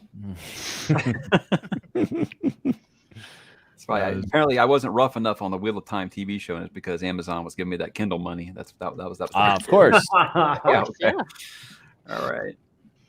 ZK asks, have any of you guys just idly flipped through the first page of a book, read the first sentence, and go, "Oh my God, I have to read this ASAP"? For me, it's Jenny Wirt's The Right to Hell's Chasm. I have a video about best first lines in books. I mean, I remember the day that I read, you know, The Man in Black fled across the desert and the gunslinger followed, and I said, "Holy shit, what is this?" Yeah, I couldn't stop. Yeah. I say The Blade itself was probably that book for me. Just that opening scene, and boom, you know, like, okay, this is going to be good. It's a good choice. Jolien, what about you? I'm thinking about it right now, and I don't think that I have that feeling anymore, just because I know so much about the book before I pick it up, because I watch so much BookTube. Like pre-BookTube, when I picked up a book and the first page was actually good, I was surprised. And I think that, well, now I know everybody tells me that it's amazing, so of course it's going to be amazing. But I do know that I read Mistborn before BookTube, as well as The Grim Company by Luke Scull. Oh, I have those. Yeah. Those are good. Are they? Okay. I know that that's an unpopular opinion, but I actually like that original trilogy more than First Law. We'll see. That's the First Law. That's what everybody recommended to me. They said it's a lesser known series, but I think you'll like it a lot. And I paid way too much for the hardcovers, and then I never read them. But they are pretty. Yes, they are pretty. Book collecting's a real problem. Real problem. It is. What about you, Jimmy? Well, so how about the one that I can think of off the top of my head, but I actually haven't read the book yet, is Name of the Wind. I've read the first paragraph, and I'm just like, oh my God, this is amazing. But what I do, and I do this all the time, I wait I go, okay, I'm gonna love this book. I'm gonna wait for a rainy day, like after a really bad time, right, with a book. When I'm down in a slump, I'll pull that off the shelf, and that's my slump buster. I did that with First Law. I knew I was gonna love First Law. I just knew it. So I think it was after the Fourth Wheel of Time book, and I just wasn't in it, and I was kind of like, man, maybe like reading is not for me, because everyone's telling me how I just don't understand. That's so great, and I'm like, I just don't get it. So I was like, all right, well, I'll just read First Law and we'll see what happens. And First Law took off. So I've kind of saved Name of the Wind in that same regard, waiting for like a little bit of a slump or a down period, and then I'll pick it up and rifle through it. I have strong feelings that I'm probably gonna really like it. Yeah, nice. What was the last one for you? Ooh, Fahrenheit 451. That's a good one. It was a pleasure to burn. It's a great first line. Love Ray Bradbury. Brandy's got a good comment there in the chat. I think you would appreciate it too, Steve. Richard Nell, Kings of Paradise. As an opening, that is definitely a great hook. Yeah. Yes. It's a good book. I can't wait to go back to that series this fall. I've got books 2 and 3 finally. Book 2 is so good. And that's what I hear. And the thing is, everybody tell like Petrick. I was talking to Petrick, and he's telling me, he's like, "Man, you like the first book, buckle up. It's definitely the least best out of all 3 of them." I'm like, wow. Yeah, I agree. AP is tempting me to start reciting Beowulf with that comment there. Don't do it. Don't do it. Our collaboration video, the first like minute and a half, was Philip speaking something. I don't know what, Klingon or something. Our Beowulf chat. Yeah. Sorry, Mike. I should apologize. Great. To you That's why I had you on, because for moments like that, because I can't do that. Yeah. Johanna, it's June. You can there's time. It's happening. Yes. Yeah. Well, Eric finished Prince of Nothing this week. Very good. Waiting for Grimdark, but never got there. Wow. You know what, Eric? I actually kind of agree with you. I think some of the darkness is a little bit overblown, and I think it's a lot more about the philosophy that's dark rather than the graphic content. Like, I've read books that have more grotesque, violent scenes that are more like shock and awe, but I feel like Prince of Nothing is there's just like zero humor, and it's just very bleak. And I think that is more why people find it to be grimdark rather than just something that's like overtly disgusting, though there is at least one scene in that trilogy that's pretty bad in my opinion. Fit to be read. So the chemistry between Edie Falco and James Gandolfini is the strength of that show. Really phenomenal. Yeah, there's some great scenes with them together. Him asking her for baked ziti every 5 minutes. Yeah. Where's the gabagoo? Yeah. The fucking gabagoo. All right. It has pulp in it. I asked for some pulp. God, what a show. Oh my God. I've watched it a few dozen times. Yeah, pretty good stuff. I'm living in the Dark Tower, but I think it would have been super hard to read these books as they release, given King would write and release so many other books while you were waiting for the next Dark Tower. That's what made the wait between 4 and 5 so hard, because he was putting out books at during that whole time, and they weren't bad, but there was nothing like blowing you away, like Bag of Bones and like From a Buick Egg. These are decent books, but I'm like, oh my God. It's like Brandon Sanderson putting out like Sky whatever books when it's like, dude, write Stormlight, please. I'm not getting any younger. So yeah, it kind of had that feeling to it. Mm-hmm. And Fit to be read will have to agree to disagree on that one. Original Dexter series also a perfect. I was out after season 4 was phenomenal, and then season 5 came out. They switched writers. It went from the best written show on TV to like, what happened? The old writing strike got him. Yeah, just like True Blood on HBO, same thing. It's just like that writing strike will go down in infamy. You guys remember The Heroes? Remember how good The Heroes was before the writer's strike? Oh wow! Anybody remember that? Yeah, it was amazing when it first came out, and then it was like writer's strike, and it came back, and it's like, wow, this is pretty bad. Yeah, and that was cable TV. Like, I was a network or NBC, I think, or something. And like, that was at a time where you didn't see those kind of successful shows on like NBC and such. Yeah, I forgot about Heroes. Yeah, I think Battlestar Galactica was about the only one that recovered from it. Even it struggled a little bit, but it was about the only one that recovered from to finish its show after the writer's strike, in my opinion. Yeah. Carl says Lost has 6 seasons, not 8, right? Yeah. And I'm going to agree with Eric here. When Larry David left Seinfeld after season 6, I think the quality dipped. I will hear none of this. Yeah, I'm going to disagree. I'm surprised. Listen, you could just put Jason Alexander in a coffee shop and him just talk, and I'd be in. Another unpopular opinion. I think Curb Your Enthusiasm was better than Seinfeld. I still have yet to watch it, so I don't. I've only watched the first episode. It was really good. I haven't continued yet. I need to. Parks and Rec. I didn't watch the finale because I didn't want it to be over. Uh-oh. Epic Tales has a Francis greater than Seinfeld. I don't know. Hey, I love them both. I love them both. People always got to pick one. I'm like, how about just both? I'll take both. The consumer wins this way. I don't know. It's just me. And Dark. I've heard it's really Dude, good. Dark was so good. That's probably the best written show on Netflix. It's so amazing. And it's short. It's only 3 seasons, guys. It is excellent. I've seen it a few times already. Yeah, really good. The Northman is really solid. Yeah. Okay. You liked like it, that. Philip? Did you like it? Yeah, Without Philip, you spoiling liked your video? Did you like You the want to know movie? if I like the Northman? Well, let's just put it this way. It's got so much going for it, and as a medievalist, as an Icelandic saga dude, I loved the movie. It was just fantastic. I mean, in so many respects, you can tell they put a lot into this movie, a lot of attention to detail, a lot of. They're really into the lore. They've consulted people who really know their stuff, like I just historians. feel like that director's burned me twice. Archaeologists, and no, this is a good film. I think you're gonna like this film. You did The Witch, right? He did The Witch and Lighthouse, 2 movies that people love, and I'm like, Yeah, I didn't get it. I liked The Witch. I thought the atmosphere was great. I never saw Lighthouse. Yeah, I never gave it a go. it is.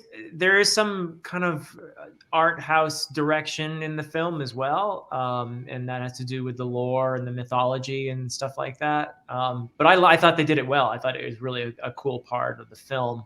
I will say that it is a very, very grim movie, and that's why I'm not going to go immediately rewatch it. It's just a really grisly story. I mean, it's really it's brutal. It's absolutely brutal.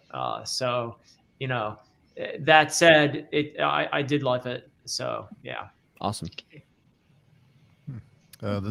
Paul says the second Bob Newhart show ending was good. Severance was absolutely amazing. So good. Yeah, and apparently they owe Michael R. Fletcher some money. Yeah, that's crazy. Honestly, I really want to read the short story now.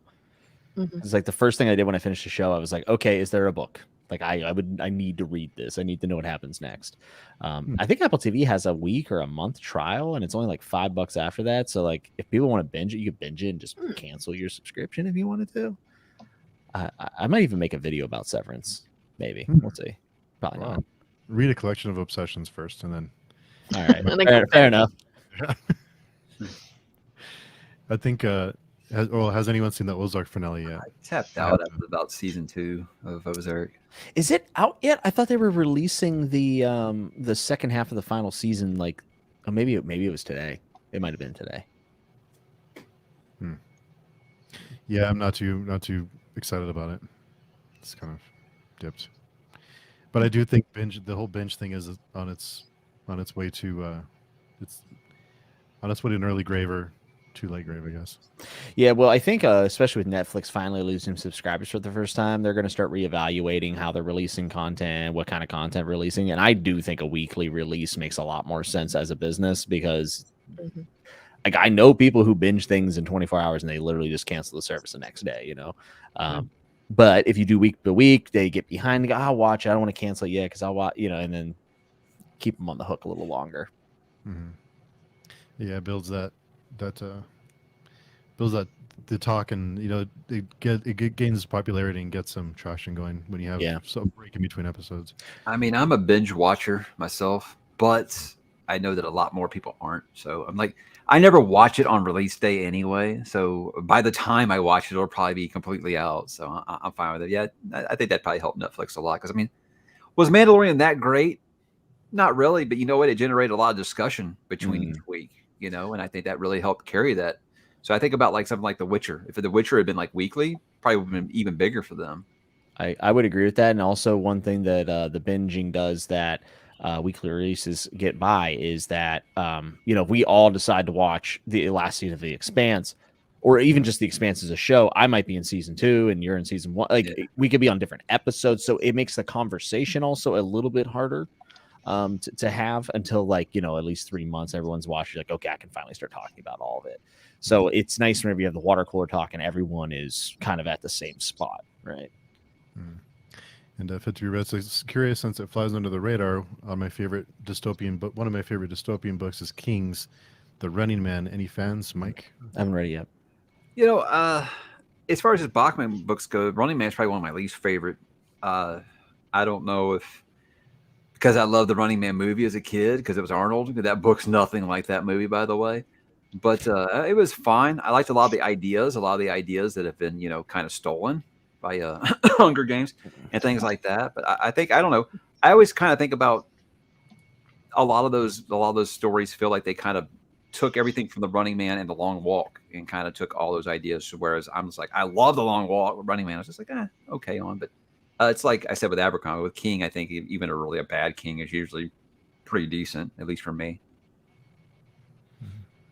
And thanks to the Bald Booktuber enjoying the praise for Queen Hob. Also, 11/22/63 is an absolute masterpiece. I feel bad if I ever say anything bad about Robin Hobb because I know it's going to hurt Scott. Because it's Scott, yeah, it's going to hurt him bad. I just released like the thumbnail for my Assassin's Quest when I was like, and he was like already upset and just like shook about it. Oh, felt terrible. Scott's such a good dude. Yeah, no, he's awesome. Yeah, definitely. Did anyone watch the adaptation on Hulu? Yeah, I actually liked it. I like James. I know James Franco is like an asshole apparently, but I thought he was great in it. No, I loved it. I thought it was really good. And then people were like shocked for me because there is changes from the book. I'm like, look at most Stephen King adaptations. It's pretty good. It's pretty good. And you know what? My wife never read the book and she was in tears in the last scene. So I was like, well, they did it right then, Yeah, I thought they did a nice job. And I think Franco played that role really well. And Sadie can call me ASAP, please. Certainly. Look like rainbows and puppies. Yeah. Prince of Nothing makes Malazan look like rainbows and puppies. oh, okay. I would agree with that. Wow. I don't know if I can handle that much crawling around the mud. There you go. Mm-hmm. Yeah, there you go, Mike. Always happy to help. Yeah. Yeah. That's one I want to get to. I've got a couple people in my Discord right now that are reading Richard Nell, and they are just absolutely loving it. They're saying, even though it's self-published, they can't tell all these things. And I'm like, well, that's all good signs for me. And it's grimdark, so I'll probably love it. I think you're gonna love it, Jimmy. Mm-hmm. Yeah. Oh yeah, you think, Philip? I didn't know you read it. Yeah, I've read Kings of Paradise. I have not read books 2 and 3 yet. Okay. Yeah, I actually have a chat with Richard Nell on my channel. Yeah, Mm-hmm. great guy, super guy. Yeah. Me and him could talk for like 6 days and never run out of stuff to talk about. What's his background? I mean, has he been writing his whole life? Does he do something else? I'm always curious about that kind of thing. Yeah, he quit his day job to just go for it and be a writer. Oh, yeah. And he's he's from where, Saskatchewan, up in Canada, I think? Yeah, but he's actually moving to Texas, like Yeah. all smart people do. So. Yep. So yeah, I mean, and he didn't set out to write grimdark necessarily. In fact, I think he says he didn't even know what grimdark was. But yeah, I was like, you got somebody eating a kid on like page 2, man. Shut up, you didn't mean to write grimdark. Yeah. Jesus. Yeah, Jimmy, you're gonna love it. You're gonna love Brutal. it. Yeah, thanks, Phil. It's as brutal as Westeros or Adua, any of those places. It's as brutal as any fantasy land I've read. Sure. Yeah. It's Steve. It's still your favorite, right? I mean, it's like your favorite fantasy series. Wow. Yes, but after Prince of Nothing, I don't know if the quality from that trilogy is. All right, you guys are making me regret saying I was gonna read Gene Wolfe before this. Gosh. June, be one of us. Oh, no way. I am at least finishing Malazan first. Yeah, for sure. Yeah. Fit to Be Read said, Jimmy, I was obsessed with WWF in the 80s. Haven't watched since, but huge nostalgia feels when a Hogan Rock Stone Cold WrestleMania popped up. You liked it? Yeah. I mean, I don't really know which clip you're talking about, but I mean, I like all of those people. I spent a week with Piper whenever I was doing a loop down in Charleston, West Virginia, and I got some really amazing advice, life and wrestling wise, from Piper, and I consider him to be one of the nicest human beings I've ever met. And for him to take time out of his day to treat me like an equal that went a long way with me, because I met a lot of people in the business that were not good people. That was very disappointing, but Piper was he's one of a kind. One of a kind. Completely opposite of the way he is on Piper's Pit. Yes, 100%. I was in Piper's Pit. I did Piper's Pit in Meadfield, I think Pennsylvania. I can't remember what it was, but I did Piper's Pit, and his son was there, and his son at the time was a 10-0 UK MMA fighter. Wow. And, he's trying to get into the business, and Piper's like, oh, it's going to be great, man. You're going to interrupt it, and then you're going to come in. He's going to hit you with a big Superman punch. I'm like, okay, cool. And the guy's like, how should I do it? I'm like, dude, just lay it in. It's fine. Dude knocked me out cold. Punched me in the forehead, which getting knocked out, getting hit in the forehead, it's very difficult. Especially this 5-head, very difficult. Wow. Dude laid me out in front of like 3,000 people. Good times. What do they do in professional wrestling when somebody's actually knocked out? I mean, just laugh. I don't know. I got knocked out one time by a knee drop, and I came to, and I was getting body slammed on the concrete. And I'm like, what the hell did I get here? Terrible. Not good for you. Not good for you. Wow. Yeah, my kid loves Roddy now because we watched They Live, and I actually let him go around like quoting lines that Roddy says in that movie. So now he loves Roddy Piper. It's all out of bubble gum, dude. That movie's awesome. It's excellent. You weren't kidding about those concussions, Jimmy. Jeez. No, I've had way too many. Entirely too many. Yeah, one was enough for me. Not fun. Not just like being like really just like blackout drunk. I mean, but more painful when you wake up.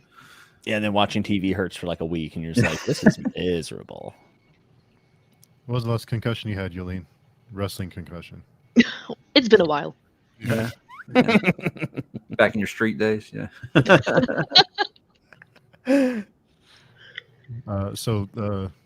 Given most fantasy books are big old door stoppers, what are your best suggestions for palate cleansers? This is why I read so much Crichton and Stephen King over the years, because I always wanted something that wasn't like book 1 of 8, So that's always my go-to. But as far as like fantasy, I mean, like literally, when everybody asks me this, I feel like I should know something, but all I ever kind of default to is Warbreaker by Sanderson is a pretty good one, I thought. Yeah. As like a How standalone. about Discworld? Terry Pratchett's Discworld books. I like that. Yeah. I want to say Dresden, but Dresden becomes more apparently because I'm only on book 3. Yeah. Right. What about Paranesi by Susanna Clark? That's a good book. It's a beautiful standalone, and it's a quick read. Quick read, and I think it has a lot of room for interpretation, and like the discussion around that book has been really, really quality. So that'd be my. Am I the only one here who hasn't read Piranesi yet? I haven't. I want to read it. No. Say Philip's review may be interested in it. So. It's a beautiful book. I mean, it's different. It's different, and don't expect actually like a plot or anything. But it's beautiful. Yeah. Yeah. Who needs a plot?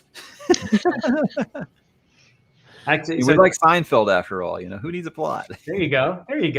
I like the blade itself. People say that whole trilogy has no plot, and I'm like, I get so angry when people say that. Yeah, I was like, "Are you sure you read it?" Have they ever man? Listen, for anyone in here that is listening to us talk, if you have a critique of a book and the first thing you start out with, nothing happens, you probably should reevaluate. Because that is not like when someone tells me like that's the first thing coming out. Oh, I hated the blade and nothing happened, and I just go, I'm not going to trust anything else you're saying because you're lying. Like the definition of something, you know what I mean? Like it's just it's like, oh, this book had no character development. It's like, well, it probably did, right? It just sucked. Like there's a difference. It drives me crazy. Sorry. Random rant. Hey, no, I have those things too, and I kind of approach it like you do. I'm not going to argue with you. I just know I'm not going to take your opinion seriously now. Yeah, it's just like when someone says Tolkien is aged out, I just like, yeah, you're allowed to say that. Yeah. What was your name again? Yeah. Steve, can you highlight Tiago's comment there about Jimmy's concussion, please? Can we not? Yeah. Can we? Listen, I would smash Alan. Okay, I'm a very passive person. I will smash Alan on camera. And catch a case, okay. But in point of fact, it actually wasn't Alan. It was Joanna from behind. I was attacked with an alligator. With an alligator. That I think that was another concussion, right? I didn't know these book 2 meetups got so wild, man. Yeah.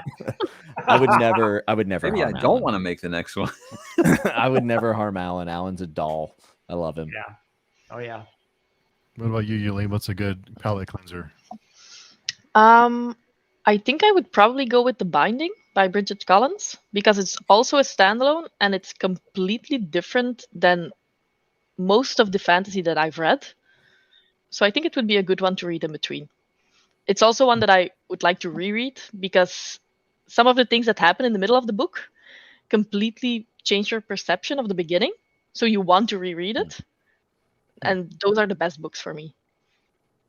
Yeah, I could get behind that. I always like whenever you have a retrospect on book one and go, man, that actually was really good. Daniel Abraham does that a lot. Like his book ones get just crapped on by people. But then when you finish it and you look back and you're like, man, like that dude had it all set up from the beginning. You know, that's always a great feeling. I love a series that you can look back on it and it actually gets better as you go along in hindsight because of things. Yeah, I like that a lot. And Leslie is here.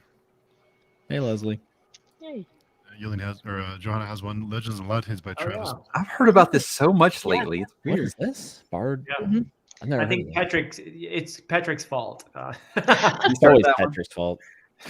It's always. Is it a new I mean, release? a lot of the things I've read have been Petrick's fault. Yep. God bless him. Yep. Oh, this looks cool. I never would have discovered John. I mean, I probably would have eventually discovered John Gwynn, but I wouldn't have prioritized John Gwynn if I had if it weren't for Petrick being a personal hype man. This book looks weird.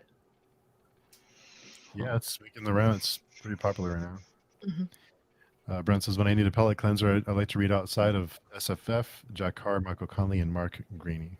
Yeah, I do usually lean on stuff like that. Like honestly, Cormac McCarthy is just giving me all kinds of life right now. And then on top of that, Ted Chiang's Stories of Your Life and Others, which is considered sci-fi, but like it's a lot more grounded than a lot of it's very like hard science sci-fi.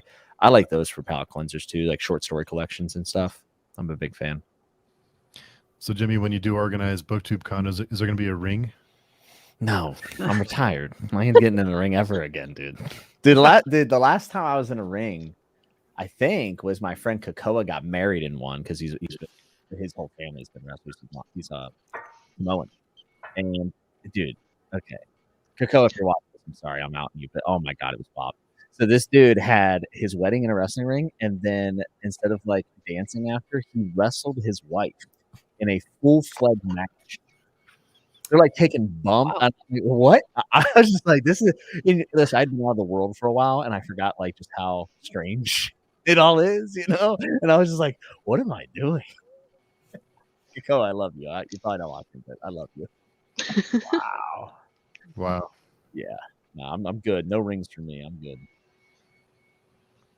So, Philip, I think you mentioned this before about reviews, that whenever you do a review, you try to imagine the author in the room with you. Yeah. How tough is that to have a review for a book that you didn't enjoy, but you want to give it a review? Well, so I keep it respectful. Basically, that's what that means, and that doesn't mean that I'm not critical. There are books that obviously, even some books that I really like, that have flaws in them, but I wouldn't put it in a way that's disrespectful. I would try to put it in a way that points out what I consider, and this is somewhat subjective too, of course, but what I consider to be, let's say, with the Poppy War trilogy, I'll give that as an example, because it's a trilogy that I actually liked for the most part. I thought that Rin was a brilliant character, but I also thought that there were some moments of narrative kind of clunkiness that could have been a little bit better. There were things that were there was a lot of hype, introducing a big thing that was going to happen, and then it was a real kind of like, wait, weren't you going to go somewhere with that?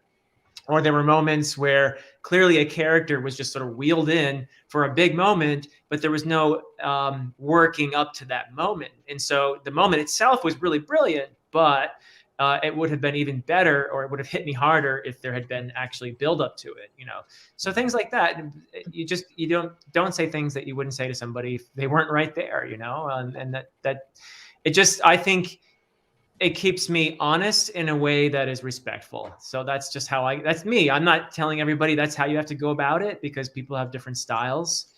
But I do imagine that the author somehow actually is going to watch my video, which is probably never the case, but that's what I'm thinking. And I guess it's also just being empathetic. Look, I mean, these people put their sweat and their blood and their tears into this, and it's a lot of work to write a book. It's a lot of work. And I think if you just for a moment think about that, and that somebody's put their soul into this, I think it's actually perhaps, at least my way of thinking is that it's a bit unthinking to just go off in a way that's disrespectful or cruel on a book. You can not like it, that's fine, but you need, I think, to explain in a respectful way why. That's just me, though. Mhm. Colton, this is the way. This is the way. Yeah. What about you, Jolien? How do you manage negative reviews or lukewarm reviews? Well, I always try to be respectful as well, but I can't imagine having the author in the room with me because I can't say anything negative then. It's like I told you this before, Steve. If you invite an author for a live discussion, I will only come if I absolutely love the book. Otherwise, I will be lying. I can't even give like slight criticism. So I will always stay respectful, but I need to keep thinking they will never see this review because otherwise I would be lying. So yeah. But on the other hand, I don't really feel bad saying anything negative because I don't really think you should be looking up reviews of your own work unless you're prepared to maybe hear something negative. But yeah, I just try to be as honest as possible. And if I don't like something, especially if it's like a new release and I know that the author isn't that well known, I'll just keep it for a wrap up. Or I'll mention it on Discord and I'll let people know, but I wouldn't put out a negative review. And if it's a very big author, like I didn't like Wheel of Time, I don't think they're going to lose sales with my negative review. So that's fine. But That's not why like I don't review self-published authors, is because I'm like, I don't want to be the person who just torpedoes your maybe budding career. Definitely not. If I don't like it. There is that. And it is subjective, right? So like something might not work for one of us, but it could work for a large audience. But if one of us has a platform that influences even a couple hundred people, that could be it for a self-pub. That's really tough. That's true. Hey, we got to shout out Andrew in the chat there. Congratulations, Andrew, on the birth of your baby. Yeah. It's all been fun and games up to this point. You got 2 of them now? Well, welcome to the real game. One is easy. That's like having a dog. You got 2 of them? Forget about it. My life went from like, this is like been completely overblown. This is no big deal. Once that second one showed up, oh my God, what have I done? Yeah, that's when the Grays showed up. And yeah. What have I done? But hey, kids are great. Don't get me wrong. Especially when there's negative reviews. I'm with Leslie here. I don't really like to do the rant thing. I guess the closest I ever got was my my Name of the Wind video, which is stupidly popular, and I hate that because it was, like I said, it's back when I had a crappy camera and sound quality and stuff like that. But so I hate that's one of my most viewed videos. Anyhow, but even in that, at the end, I say I still encourage you to read it, make up your own mind. Don't take my word as gospel. These are just things that I didn't get. That's all. I had to review The Hunger by Mccarthy, which I just did not like that book, like at all. And I'd already had on my schedule for Fright Fest, so I was already locked into doing it. And I felt sick putting that out because I was just like, God, what if she watches this? So I try to stay away from negative reviews. I mean, even a negative review, I can still spin all the positive I can out of it, I think, but yeah, that would just devastate me as an author to see someone saying stuff like that. So thankfully I get so many recommendations of books that are really well received that I usually have mostly good things to say about them. It just maybe sometimes they don't work for me. So I've kind of avoided that for the most part, really books I just didn't really like, or I just don't review them. Yeah. Mm-hmm. What about you, Jim? Like Lightbringer 4. I just didn't review it. I think for me, I'm not always or ever really interested. If I really didn't like a book, like I didn't really like Cage of Souls by Adrian Tchaikovsky very much. I thought there was a lot of actually, you know what? I think I could review that book because I am disappointed rather than I thought it was bad, if that makes sense. Like there was so many potential in the ideas that he was putting forth, and it was like really off the wall and weird, which I'm a big fan of. So I was just so let down by the book that it made me want to review it. Maybe one day I will. But I enjoy enjoying things, and I also vet my reads pretty hard before I go in. Now, I do a random Patreon pick every month, and that can get crazy, right? Like that can just be something totally off the wall. So I can't really control that. I don't think I shy away from negative reviews, but I do try to approach it from a neutral stance of what is this book, what kind of perspectives is it told in, what is it trying to do, right? Like what is it trying to accomplish, what are the tropes that it uses, and all of these things. How does the author use perspective? Do they do a good job of holding that? These are all things that I can talk about, and then I will throw in a subjective dash of whatever I think, and always say, and this is me, this is my opinion, because I think the issue with negative reviews, and there's, I think it's like a really gray area, but one of the issues is, and this happens when people, end up getting bigger and bigger and bigger. You say things with confidence because you've reviewed books and you know what you like, right? Yep. And you're speaking from your personal wants and satisfactory, like what makes you happy when you read, right? But when you can say it in a way that makes it sound like you're an authority or that you have some sort of deeper understanding of whatever this book is, right? Like the characterization was just trash, da da da da da. And I think that in the way you say something is almost as important as how or what you say, and it can come off that way. I've seen videos where I totally disagree with the person, right, on the review, but they say it in such a way where I almost doubt myself. I go, oh my God, maybe I'm an idiot, So I think I'm very careful to frame things as this is my personal experience. This is what I like. I'm not a big fan of love triangles. There's a love triangle in this book. Therefore, I did not like this. But if you like love triangles, you may like this kind of thing. I will push back a little bit, Philip, on what you said. And you were talking about, authors being in the same room. I actually really like that. But I think whenever you step up and say, I'm going to have a conversation about this book, I think you have to be able to take some harsh criticism. Oh yeah. And maybe, and you know what, you did say keep it respectful, but like that is also a line that some people's level for respect is different. You know what I mean? Like they don't want to hear anything that might be negative. But then you shouldn't be a writer. That's what I was going to say. So I had a really tough time. I remember whenever I first started getting a little bit of steam in wrestling, I started looking up online reviews of like some of my stuff, and man, like it really hurt. Like I was like, man, like this guy thinks I'm the shits. Like this is the worst thing ever, right? But you kind of accept that. Like you accept that you're going to be going into the public opinion and the public eye, and it could be really brutal. And I don't think that anyone should be adding into that noise. But at the same time, kind of, I actually like what Jolien said, like what Jolien said is like, she has to be honest. So if I was a writer, I'd actually want to watch her review, because I know she's going to, I guess I should be reaching this way. I know she's going to be honest. So I don't know. It's a really fine line. Myself, I always try to frame everything as my own subjective personal experience. I'm a moron. Don't listen to me, but here you are. That's kind of how I always phrase things. But I like talking about books that have a mix of good and bad and in the potential that it had, rather than if I just despised a book, because I'll just DNF. I actually very rarely DNF. But if I did, like I don't feel comfortable talking about if I didn't finish it. That was really long-winded. I apologize.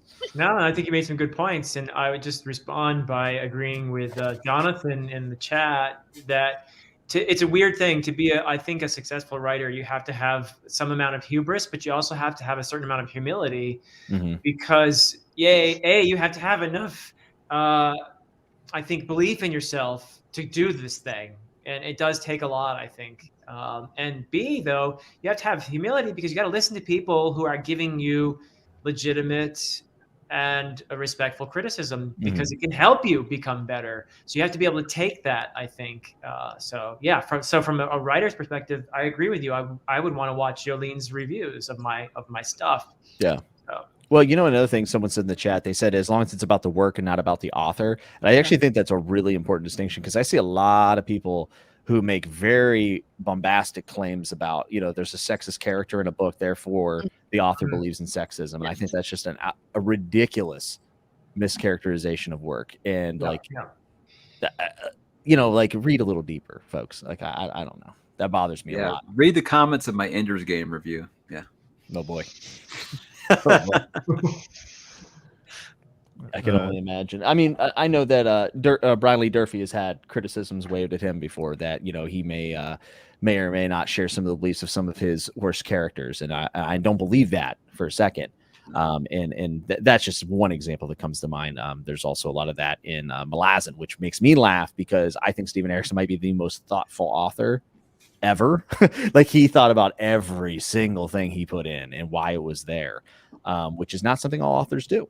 But I've seen claims even weighted him that, you know, women in Malazan are not treated fair or whatever it might be. And it's like, well, if there's ever an example of that, is because it's a critique of those things. It's not because he endorses it. And I mean, talk to the guy once, you'll know it, you know. And I would love to watch the videos of authors reacting to the Contradictorians rant reviews and their stuff. It would be like watching celebs read mean tweets. Klaus does have pretty good videos, pretty tough, yeah. Mm-hmm. Some pretty entertaining ones.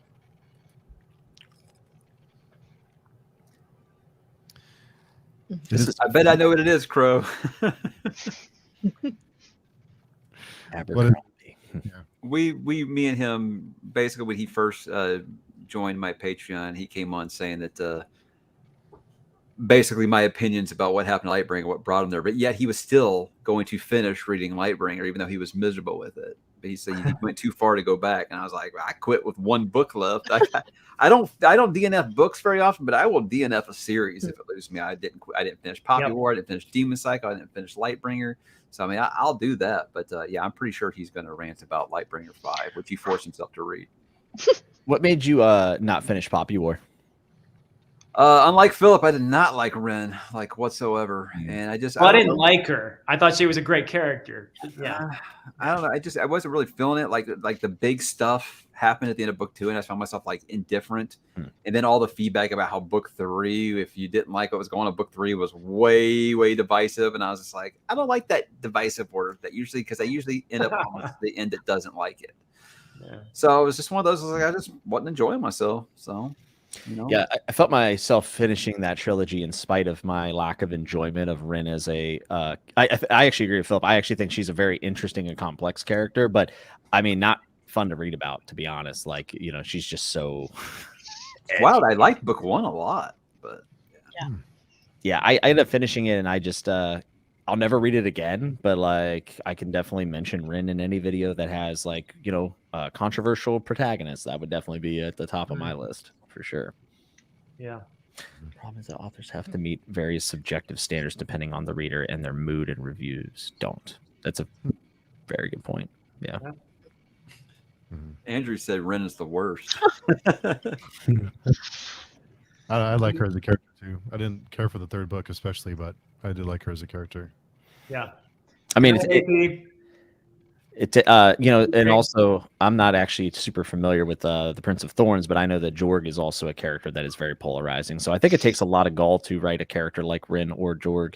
Is it Jorg? Am I saying it right? I haven't read it. I always said Jorg. I asked Mark Lawrence way back when, and he told me it was pronounced George.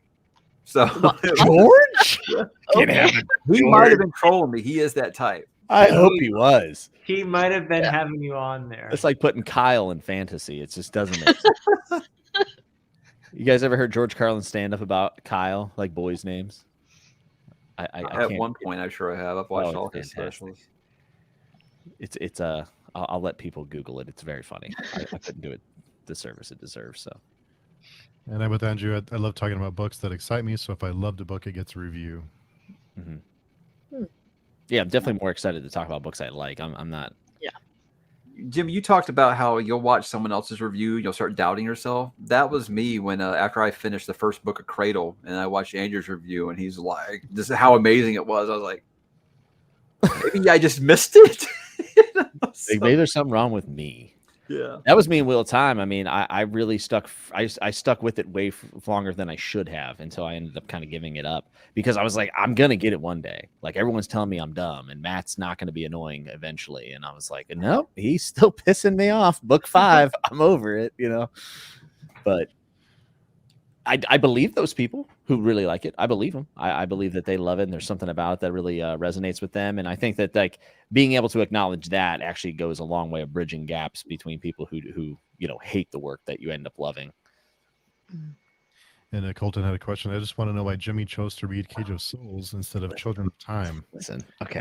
All right, listen. Cage of Souls has one of the dopest premises of all time. It is, there's like 100,000 humans left. The sun is like going out, okay? And they're in the civilization, and it's a prison drama. That sounds so intriguing to me. And then it just wasn't very good, which is so disappointing because none of those things I just mentioned matter in the story at all. It's like the greatest premise that he just kind of threw away. It's unfortunate. Was that respectful enough, Philip? That was very respectful, Jimmy. Well done. Okay, thank you. Yeah. I think he's in the chat, by the way. Figures. Nah, that dude's too busy writing. Madison, you're supposed to be finishing Legend of Dritz. What are you doing? What are you doing? You just got busted.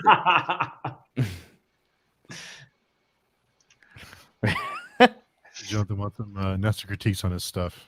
Nice. I did have an author tell me one time, a self-pub author, that there was a fairly popular booktuber that released a lukewarm review for his book, and the sales took a deep dive. So, things. Yeah, it's rough, but and at the same time, though, that's like their right to upload and to do those things. So like that's tough. It's really tough. I kind of get both sides of that. Some people tell me that it's egotistical of me to say that, if I gave a self-published author a bad review, it would ruin their career. But then other ones are like, well, if you could give their career a boost by doing that. Or if I ever say I don't like a Brent Weeks book, I'm like, I'm influencing a bunch of people not to read it. So it's like, well, which one is it? Do I have an influence or not? So. Yeah. It's a difficult one because I don't want to be mean, but I always want to be honest because books are expensive, and I don't want to say that a book is good if it's not good, and then somebody pays 20 euros for that book and they're disappointed. So at the very least, I want to say the positives and the negatives, and that might not be the best for the author, but it feels like it's not my job to make your book sell. We're here for the reader. Write a good book. Yeah, exactly. We're here for the reader. Yeah. In the community. And authors come in. I actually have no issue with that at all. As long as, there's an unspoken agreement that, I might like your first book, I might hate your second. Like that could happen. And that's just the way it goes. But I agree with you, Jolien. I feel more of a responsibility for the people who are making kind of purchases and things, and you're right, books are not cheap at all. Yep. Mm-hmm. Jimmy needs to read Pillars of the Earth minus the magic. And feels like it's a good book. I got it back there. Yeah. I actually really want to get to Ken Follett. I tried to sell that book to people for years. And once I get to the part where I say, okay, so it's showing like over the time how long it took to build a cathedral. And I'm like, that sounds boring as shit. And they won't read it. And I'm like, it's so much better than the synopsis is. It really is. It's a spectacular book. So I'm glad I've heard it's fantastic. It's a great book. I've read it twice. It's a good book. Mm-hmm. So speaking of Ice and Fire, who is excited for the new series? Is anyone?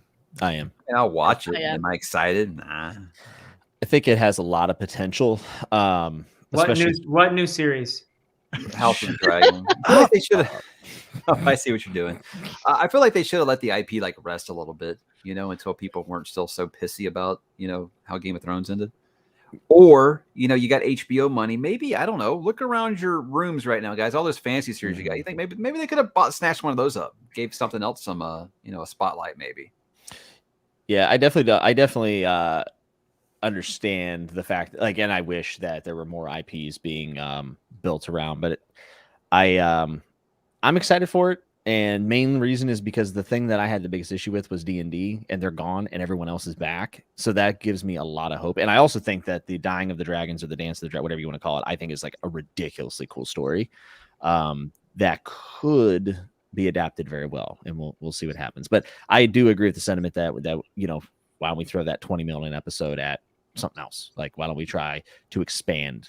But find out who's got Joe Abercrombie's rights and buy them, HBO. There we go. I would vote for that. That'd be great. So, but what do we think about the new Lord of the Rings series? Is that money better spent somewhere else? No comment, because I don't have anything nice to say. My mama told me if you ain't got nothing nice to say, don't say it. So there you go. Yeah, We'll see what happens. I don't know. Like, dude, here's the thing. Like, I'm trying to get out of the trailer reaction mindset, and I don't do those videos anyways, but it's almost like insinuated that you have to have a stance on a show before it comes out now, like instead of just watching it and judging it for what it is, right? How do you even do that? Well, Red Letter Media talks about this in Star Wars. They talked about how they'll do a con for the Star Wars announcement of the trailer, and everyone's like, yeah, it's like it hasn't come out yet. Like, you don't know if it's any good, and they're just like, Disney saved Star Wars, and it's just that resonated with me a little bit. I'm not the biggest Star Wars, like, I'm not really into that fandom, but like I think about that whenever I see the Wheel of Time trailers. We had, I don't know how many hours of content did we have on YouTube breaking down the 30-second trailer. Like, I don't know, 3.5 hours worth, probably, maybe more. And people had definitive proof that that's why that show was either going to be good or bad. And instead it came out, and then it was what it was, and people made judgments based on the actual show. And that was a conversation that I thought was valuable. But the whole Lord of the Rings thing, I don't know what they can do that is going to make me happy compared to the original trilogy. I just don't know. Like, I don't know. What do you think, Jolien? Are you still hopeful? Well, I haven't even read the books, so I'm open for everything. I always try to look at a TV show completely separate from the books. Like The Witcher, I like it. It's not really like the books. I don't really care. So I don't go into it like analyzing it as deeply, seeing the differences, or they're taking a different approach. That's fine by me. I'm always thinking that the people who are behind the legacy, if they're behind it, I'm not going to be difficult about it. Yeah. And that doesn't mean that I cannot like it, but I'm not going to be defensive of that legacy. Yeah. If that makes sense. Yeah. I agree with Jolien. I think that there's an adaptation is not the same thing as the original story, and then it can't be. And if they tried to be, it would be terrible in 99% of the time. So I'm open to what they're doing. I'll try it. Probably the Lord of the Rings thing, Rings of Power. Is that what they're calling it or something? Philip, you're going to be able to figure out how to turn it on. This is a guy in Jeopardy. Guys, listen, Philip was on Jeopardy, and we were like, all right, Philip, you want to buzz in? He goes, do I need a pencil and paper? And we're like, Jesus Christ, who invited this guy? Nobody told me about the buzzer thing ahead of time. He remembered to set his VCR for his favorite stories before he hopped on. Don't tell anyone about the VCR, man. Dude, I used to do that. That was the jam. I had the DVD VHS combo, and that was it right there. And you could I just couldn't quite let go. Oh man. Jimmy's review of Fires of Heaven has influenced me to never visit a circus. Oh my God, Fallon Luca. I did not like that book. I did not like that book. And you know what? I don't have a dedicated review for it. I've just talked about it enough on live streams that people know that I don't like it.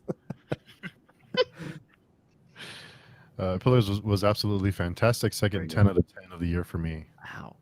Maybe I should move it up. Yeah, it's very good, but it's not quick. It's a thick one. It's really good though. It's like the size of Howling Dark.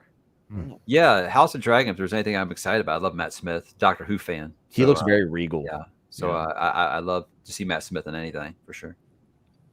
And also the score would be awesome. So with it being the first, or I love the honest and respectful book review, regardless of whether you liked the book or not. It's why I watch all of you. Well, thank you. Thanks, tomorrow. Mm-hmm. So what's everyone's favorite book of the first quarter of the year?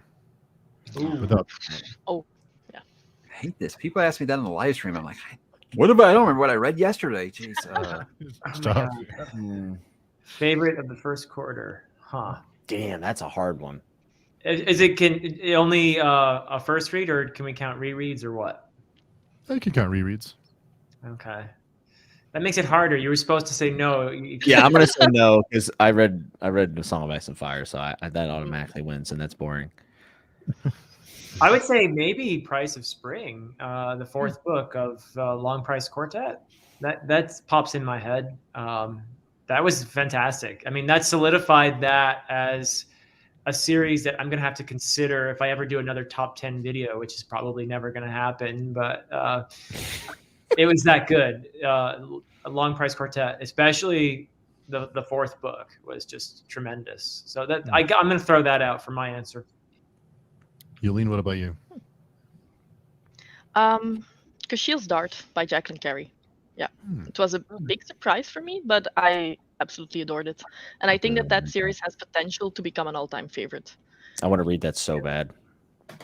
Yeah, it's amazing. And I thought that it was going to be I actually put it off for a long time because I heard a lot about the BDSM thing and the romance, and I thought, well, that's probably not going to be my cup of tea. But it was so much more than that. And all of those scenes, they mattered for the plot, which I always find very important. Unless I'm reading just a full fantasy romance, then it's fine. But this one had a lot of political intrigue. It's first-person POV, an older character telling their life story, a little bit like Fitz in Farseer. I love that type of thing. So yeah.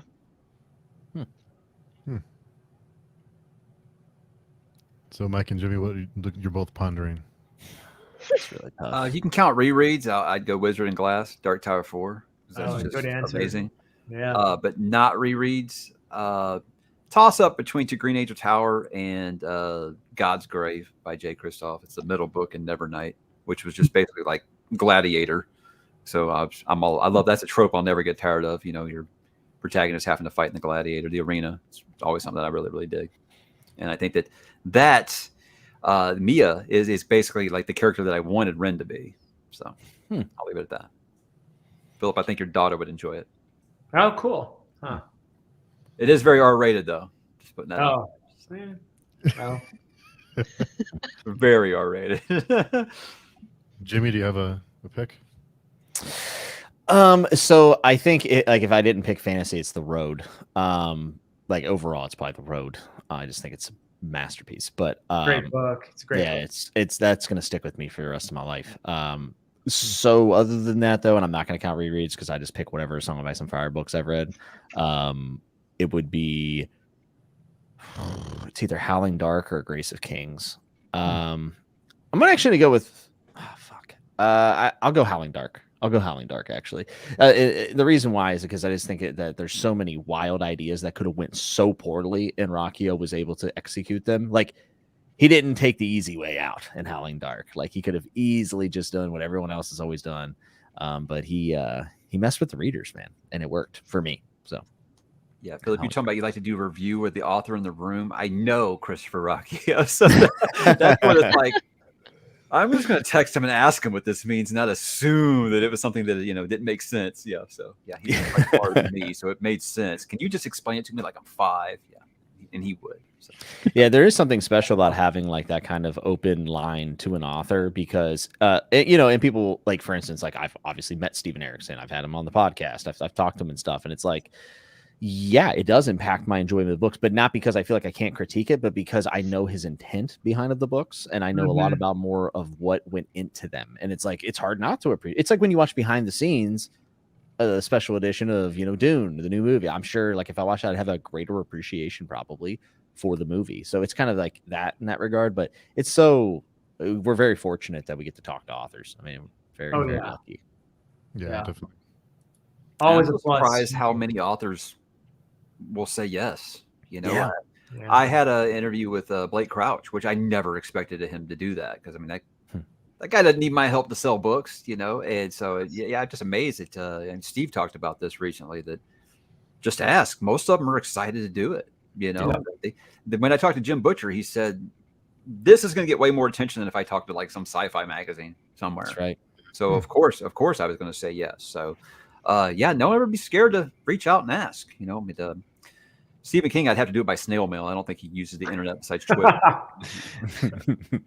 No, that's one of the coolest things about what we're doing here, that there's so much excitement behind it. But I also think that in addition to the fact that an author wants to have the publicity, I suspect that most authors just love talking about books. Yeah. And of course they love talking about their stories. I mean, it's probably a little scary for them too.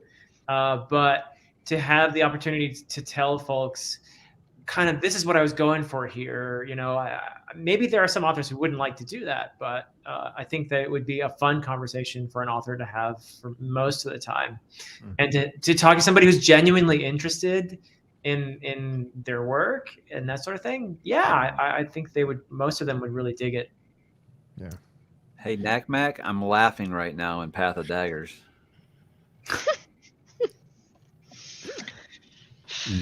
So what book did you DNF Wheel of Time on, Yolene? Was it 3 or 4?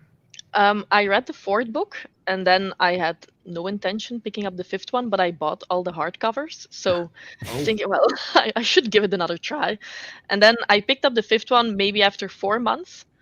I read the first page and I decided I'm not going to do this. I hate to be that guy, but if you didn't like it then, I'm not thinking that there's going to be something that really brings you around, because I still think that's the best stretch, is the first quarter of that series. So. Yeah, it was also hearing that from everybody and that the slump still had to start that made me realize I don't want to read 10 more of these books.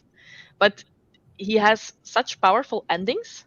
Yeah, he does. That it kind of drags you along for the next one, but then like 3/4 of it is not what I'm usually liking. So yeah, just wasn't worth it in the end. I like his world, like the world of Wheel of Time and traveling to the different locations. You know, it's funny. Everyone I see so many people like shit on Eye of the World for being an in-hopping book, and I love that. I actually really like it. That's why we like fantasy, right? I just want to go to an inn and sit down with the bar, and just hear the music and stuff. And I think it captures that, and that's why I love the first 2 books. Book 2 is still one of my favorite endings to a book ever. And then my favorite Wheel of Time book. Honestly, I think it made my top 10 in 2020, which says a lot, because like I really didn't like 3, 4, and 5, and I finished 4. I didn't like it, and everyone said, well, that's it, you can jump off, because if you didn't like 4, that's a wrap. And then I waited a year and I said, I'm gonna prove everybody wrong, I'm gonna read 5. And then I really didn't like 5, and I was like, okay. And now I have all the mass market paperbacks on this top shelf, but they look so cool, I don't want to get rid of them. Maybe my kids will like it, I don't know. I still say it's worth it, but I always say, if you aren't enjoying it, man, this is your life. You only get one of them. Read. Yeah. Are we ever going to be able to live long enough to read everything we want? No. So just read something that's making you happy. Yeah, that's right. And there's no shame in it either. Like I say this about Malazan. That's why I tell people it's just okay. It's okay. It's a huge series. It's millions of words. And yep. I just want people to read what they like. Mm-hmm. It's 3 million words. Wow. Thank you, Philip. Yeah. I'm loving all of the Empire of the Vampire love in the comments here. It's a spectacular book. And Randy's my favorite this year so far was Daughter of the Forest. Thank you, Yolene, for the recommendation. I'm always happy when people pick that up and actually like it. But now a couple of friends are reading the second one in the trilogy, and some have given it 1 star. And that's painful to hear. Oh, that's rough. Yeah. Lots of Dark Tower love too. Always down for that. Man, Dark Tower's so good. Yeah. Hey, HBO, make a Dark Tower show. How about that? Give $100 million. Well, Amazon filmed a pilot and then they didn't pick it up. I was like, you don't want to use those rights. Give them to someone. I'm sure Mike Flanagan over at Netflix would love to get his hands on that. He's a bigger King fan than I am. So it would be such good. Didn't they make a Dark Tower movie or something like that? Maybe on a different path of the beam, not in this one. There are other worlds in these, though. So trying to forget about it. Someone help me out here. What is EOTV? I'm missing it. Empire of the Vampire. Oh, gotcha. Jay Kristoff. Yeah. Who, by the way, if you ever get a chance to talk to him, do it. That's like one of the most fun people I've ever talked to in my life.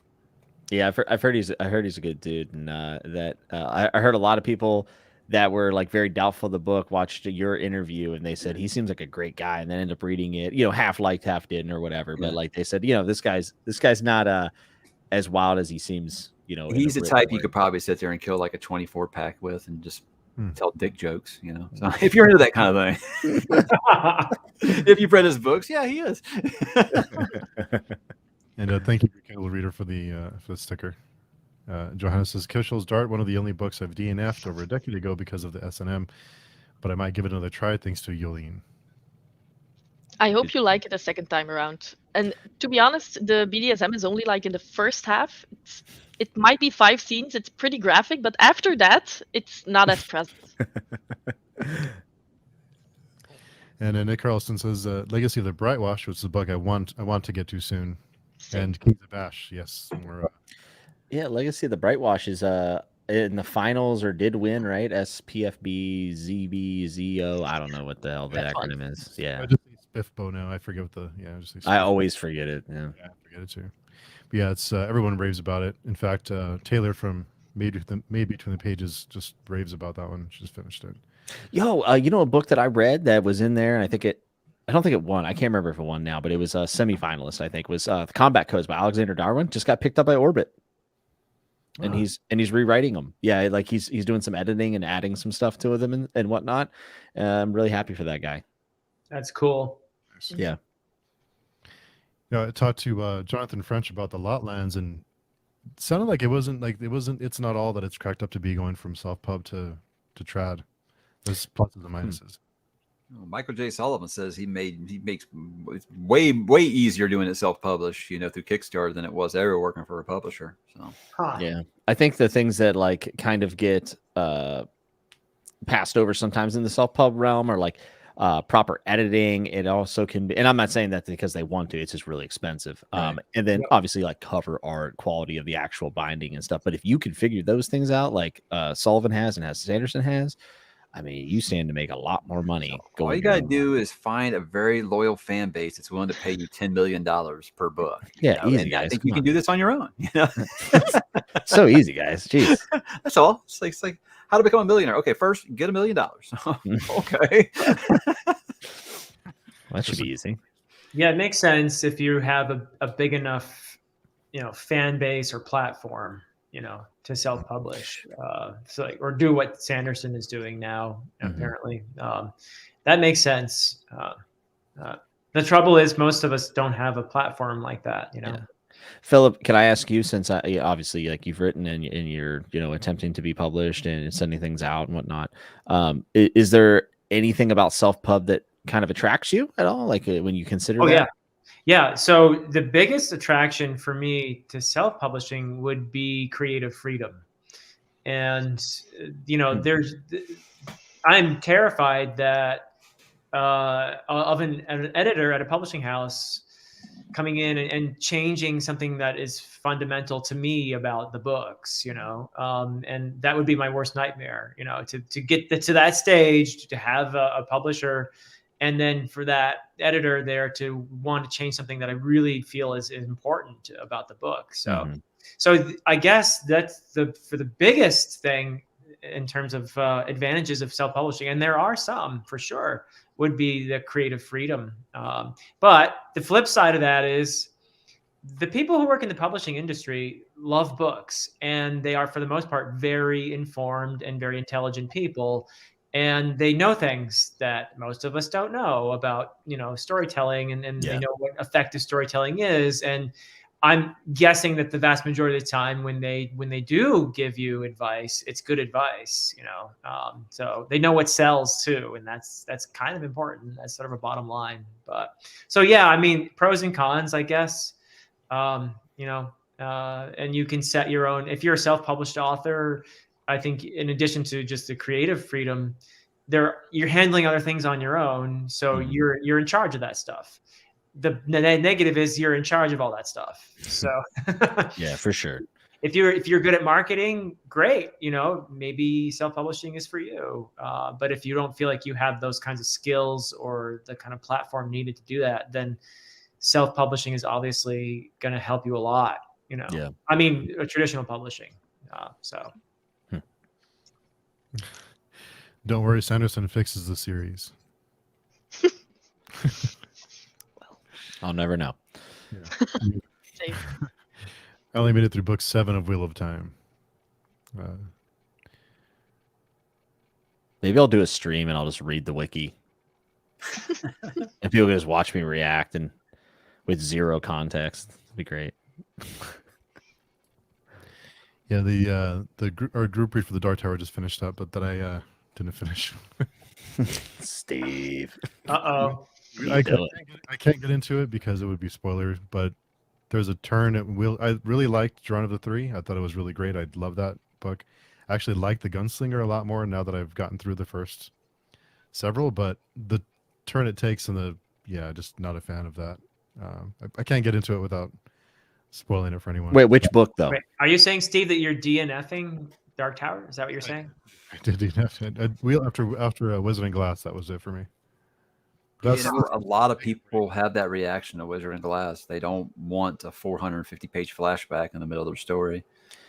So now imagine getting that and then having to wait for 6 years to find out what's happening with the real-time story. So that's why a lot of people were mad about it when it came out. But over time, I feel like a lot of them have come around on it. Like me with this, my second reading, I loved it. I thought it was incredible on the second reading. It's the first time I've read it since I was 19, so. It's my favorite one. I actually hate flashbacks. It's like one of the things that it's a big hurdle for me to get over. And I ended up, of course it's King. So he ended up making me love a flashback book because that's what he does. I just thought it was it's my favorite of the series so far. I knew it would be. That's as far as I've gotten in the series is Wizard and Glass. And I just thought it was fantastic. And it's just this great combination of, obviously, King, everyone knows, if you know anything about Dark Tower, he's mixing in fantasy and horror and sci-fi, and he just throws it all in. But he's also mixing in, the Wizard of Oz and Romeo and Juliet, and the guy is just so eclectic and obviously well-read. And all of that goes into this crazy story, which is... It's such an intense story, and I was absolutely blown away by Wizard and Glass. So, yeah. I'm a sucker for a tragedy, and I think Wizard and Glass is a genre-bending tragedy. Mm-hmm. Yep, that's the Charyu Tree. Oh, sorry. Yeah. Ooh, yeah. God. Yeah, and on writing, Philip, he says, the key to writing a lot is reading a lot. So yeah, he definitely does his reading. Yeah, I got to read that book. I want to read. I haven't read it. I'd read more Stephen King because he spoils the hell out of almost every book he's written. Yeah, Of course he does. I had to stop watching his YouTube videos because he just kept spoiling books. And I'm just like, stop, dude. But you know what that is? It's like, okay, he's a good enough writer to spoil his own books, and you still like it, and you still are on the edge of your seat. He does it within a book. He'll tell you what's going to happen at the end of the book, and you still. Yeah, I hate that he does that, but then he'll actually make me still end up care like it was the last time he was ever seen alive. I'm like, why would you do this? Why would you do this? And then by the end of the book, I'm still tore up about it. Yeah. And the Legacy of the Brightwatch is tied for first place in the Spiff Bowl finals, which finishes tomorrow. Wow. Very cool. Yeah, I heard it's like a super tight race this year, and like one reviewer is going to make the difference or something. Oh wow. Yeah. And question for Jimmy, are there any jujitsu codes and combat codes? Yeah, Alexander Darwin's a black belt in Brazilian Jiu-Jitsu, and it's in there. He mixes in all types of combat, but as someone who does Jiu-Jitsu, I can tell you that it's almost like a legit seminar. Like, it's so good, but it's not boring to read. I've even handed it off to some people who aren't into Jiu-Jitsu, and they loved it. So there's going to be some changes, I think. So I would wait to read them until they're published by Orbit now, because I think he's going back and editing them. But I definitely recommend them, especially anyone that likes progression fantasy. Like, if you like Cradle or something like that, I think you could really enjoy combat codes. And it looks like Legends and Lattes also got picked up by Tor. Oh, wow. And speed is a big advantage from Self Pub. Yeah. Yeah, look at Will White. Yeah. I enjoyed Kushil's Dart. It has an interesting premise. It was not BDSM for BDSM's sake. It had a purpose in the story, and I quite enjoyed the action and political intrigue. I never heard of this book before tonight, but now you guys got me curious about what's just so bad in it. So. It's supposed to be pretty, like, it doesn't back away from the BDSM stuff, but I've also heard that the world building is like deep, like really, really deep. And there's like a lot of parallels to our world and religion. And Chris Bookish Cauldron's a huge fan, and he told me like it would be right up my alley. I really want to try it out, but it's a big one. There's a trilogy and I think a sequel trilogy, right, Jolien? I think there are 9 books in total, but Jesus, you have 3 trilogies. And then at this moment, she is writing a 10th book, which covers the same story as Kushil's Dart, but from a different POV. Interesting.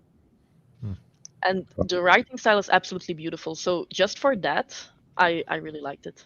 Yeah, I've heard she's a really talented writer. Mm-hmm. Maybe next year. Maybe. I don't know. 2026. No. Exactly. We're planning so far ahead. How far ahead is everyone?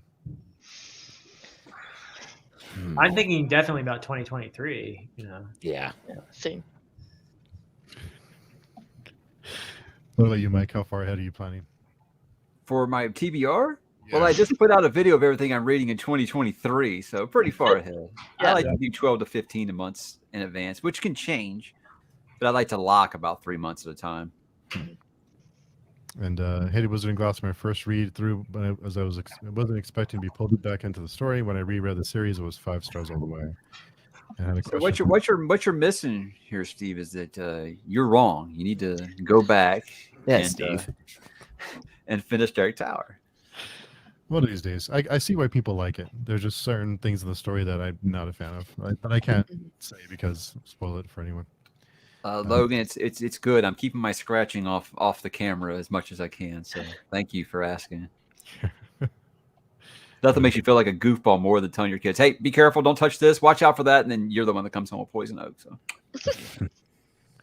a question for Jolien, but it looks like it didn't come all the way through.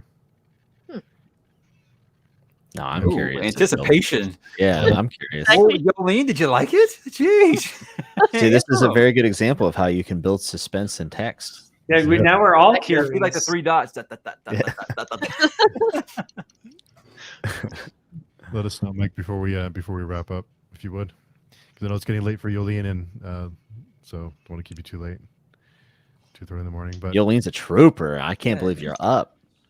Well, this really got me awake, and I slept like between 8 and 9, and then I had to get ready. Is that the Folio Society Farseer trilogy behind you? Yes, it is. Nice. Yeah. I really hope that one day they make the Live Ship Traders one. Yeah. I've been emailing them. So I'm sure they're going to announce Folio or the illustrated editions of them now, since I just bought Live Ship. And those illustrated editions of Farseer are incredible. Yeah, that's why I was holding off. I was hoping they were going to continue that, but I even messaged her on Instagram. She left me on red, but it's Robin Hobb, Yeah, I was like, hey, do you want to come on the channel for an interview? And I never heard back, but I totally understand. Totally understand. Yeah, it's tough. So it looks like we're gonna be in suspense for a little bit. But when we discussed the blade itself, hey, before we go, what's everybody reading right now? Oh, I'm reading 2 books. Priest of Bones is one that I need to read before Sunday. Oh, The Winter King is fantastic. Yeah, I wanted to get into Bernard Cornwell for a while now, but because obviously I love Last Kingdom, and so I was like, I don't know if I want to start another 13-book series. And I was like, well, let's start with this one first. It's basically his version of the Arthurian legend. I'm like, oh man, I love me some Mallory. I love some Arthurian legends. So, yeah, I'm excited about it. Yeah, first book is good. The second and third are among some of the best books I've read this year. A lot of people on the Discord told me it's like the closest they've read to Song of Ice and Fire. So I'm like, wow. Yeah.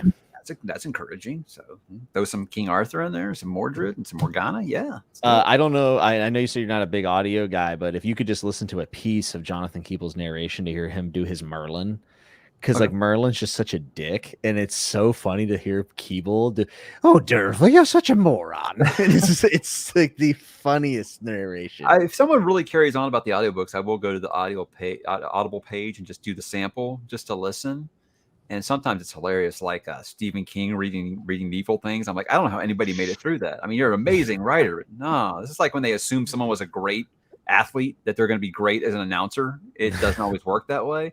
Same with that. But there's some, like, obviously everybody carries on about Stephen Pacey from First Law. So I've sampled those and stuff like that. So there's a lot of, I wish I could, guys. I wish I could. I just No, I get it. Yeah. I got too used to ignoring my kids. Now I just can't turn it off, Those Cornwell books, I mean, they're so well written, though. He's fantastic. I only read the first 12 pages where he did a little fake out on the birth, and that was pretty cool. Yeah. So, I'm excited. I'm officially on vacation today, so I'm gonna try to dip into some tonight before we leave on vacation in the morning. So. Nice. And Jolien here, thanks, Matt, for your question. Sorry, I was asking if Jolien liked the Heroes or Red Country. I know you didn't like Best Served Cold. I didn't like it either, but I liked the next 2. I think she just misunderstood Best Served Cold. She needs to do it again. You need to work harder. No, but I did really like both the Heroes and Red Country. So yeah, I don't really know why Best Served Cold just didn't work for me. And then for the heroes, I was expecting to hate it because I don't like battles, and like the back of the book said one big battle or something like that. So I knew from the get-go I'm not going to like this, and then I ended up loving it. So I don't know what I like anymore. Hot take. Hot take. I love Calder. I love him. I love Oh Calder. yeah, great. I know a lot of people don't, but I love Calder. So Same. yeah, but best served cold. I don't know. Maybe it's I love Count of Monte Cristo, and it felt like Joe Abercrombie's Count of Monte Cristo. That's what it felt like to me. I just love a good revenge tale. So. And Ellie is reading the Darkness that comes before last 100 pages. That's when it Nice. starts to ramp. Stuff. Mike had a question for you. When are you going to read Garcia? Oh my gosh! That's one that all the time that it always comes up, and I never think about it when I'm thinking. Like I think I want to try to put more emphasis on things that came out before like 1990. As I said, like Wheel of Time to present is like the only thing anyone on YouTube talks about. So I want to try to put some spotlight on maybe some 80s and 70s fantasy. So I should put Ursi in there, but I think I took that poll and I didn't even put it on there. I should have, because Rift War and Legend of Dritz kind of seem to get the most interest on the old stuff like that. But I don't plan on stopping reading anytime soon. So, but sorry about that being in. I do need to update that intro. I think my bookshelf's changed a bit since then. And Nick is listening to Fall of Babel and reading Gunmetal Gods. Gunmetal Gods is great. Great name. I've heard so many good things about it. I think Daniel Green just posted a video recently about it or something. Yeah. Mm-hmm. Really good stuff. So I want to thank all of you for coming by. I know it's kind of rare for all this to kind of work out the way it did. So thanks for spending your Friday night together and chatting about books and stuff. So I appreciate it. So thanks to all of you. If you could just tell us where to contact you, Philip, where the best place to connect with you other than your channel, which is listed down below. Oh, wow. Well, I am actually on Twitter. So Philip Chase 90. I know what Twitter is. So you sound so surprised that you're on. I know. I mean, I haven't learned this. I haven't quite figured out how it works, but I'm there. And on Twitter. I mean, honestly, the channel is probably the easiest way, I would say, to get in touch with me. But Philip Chase 90 on Twitter as well. So yeah. And I want to thank you, Steve, for having this. It really was a great time, and these are lovely people, both the people that I can see on the screen and all the people in the chat. Thank you all for participating, and it was a lovely time. This is the best community in the whole wide world for me, so it's a privilege and an honor. So thank you. Mm-hmm. Jolien, where's the best place to find you other than your channel? Well, I also have a Twitter and an Instagram and a Goodreads, but I'm not active on those. So if you want to contact me, Discord is probably the best bet, and I have it linked on my YouTube channel. I know that not everybody is a fan, or they don't really, they think that it's more difficult than it actually is, but it's just like a forum. Once you make an account, there's Twitter's not much harder than Discord, in my opinion. Yeah, exactly. So that's probably where I'm at every day. What about you, Mike? You're on Twitter too, right? No, I am on Instagram, Facebook, Goodreads. But if you actually want to talk to me, the best thing is to join the channel Discord, which I link in every video on the channel. So it's, we just hit 7,000 users, so it's going to be robust conversation if that's what you're looking for. So love to have you there. What about you, Jimmy? What's the best place to connect with you?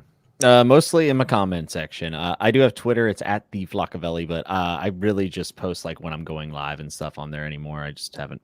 I have a patron Discord, which is very small, but that's enough to keep me busy. And I don't go on my Twitter much anymore. But yeah, thanks for having me, Steve. Everyone, it was a pleasure talking to all of you, and I appreciate everyone that showed up for the chat. This is a good way to spend my Friday night, man. Right on. Thank you very much. Yeah. Thanks to all of you for coming by. Thank you. Things work out this way, so really appreciate it. And thanks to everyone who dropped by to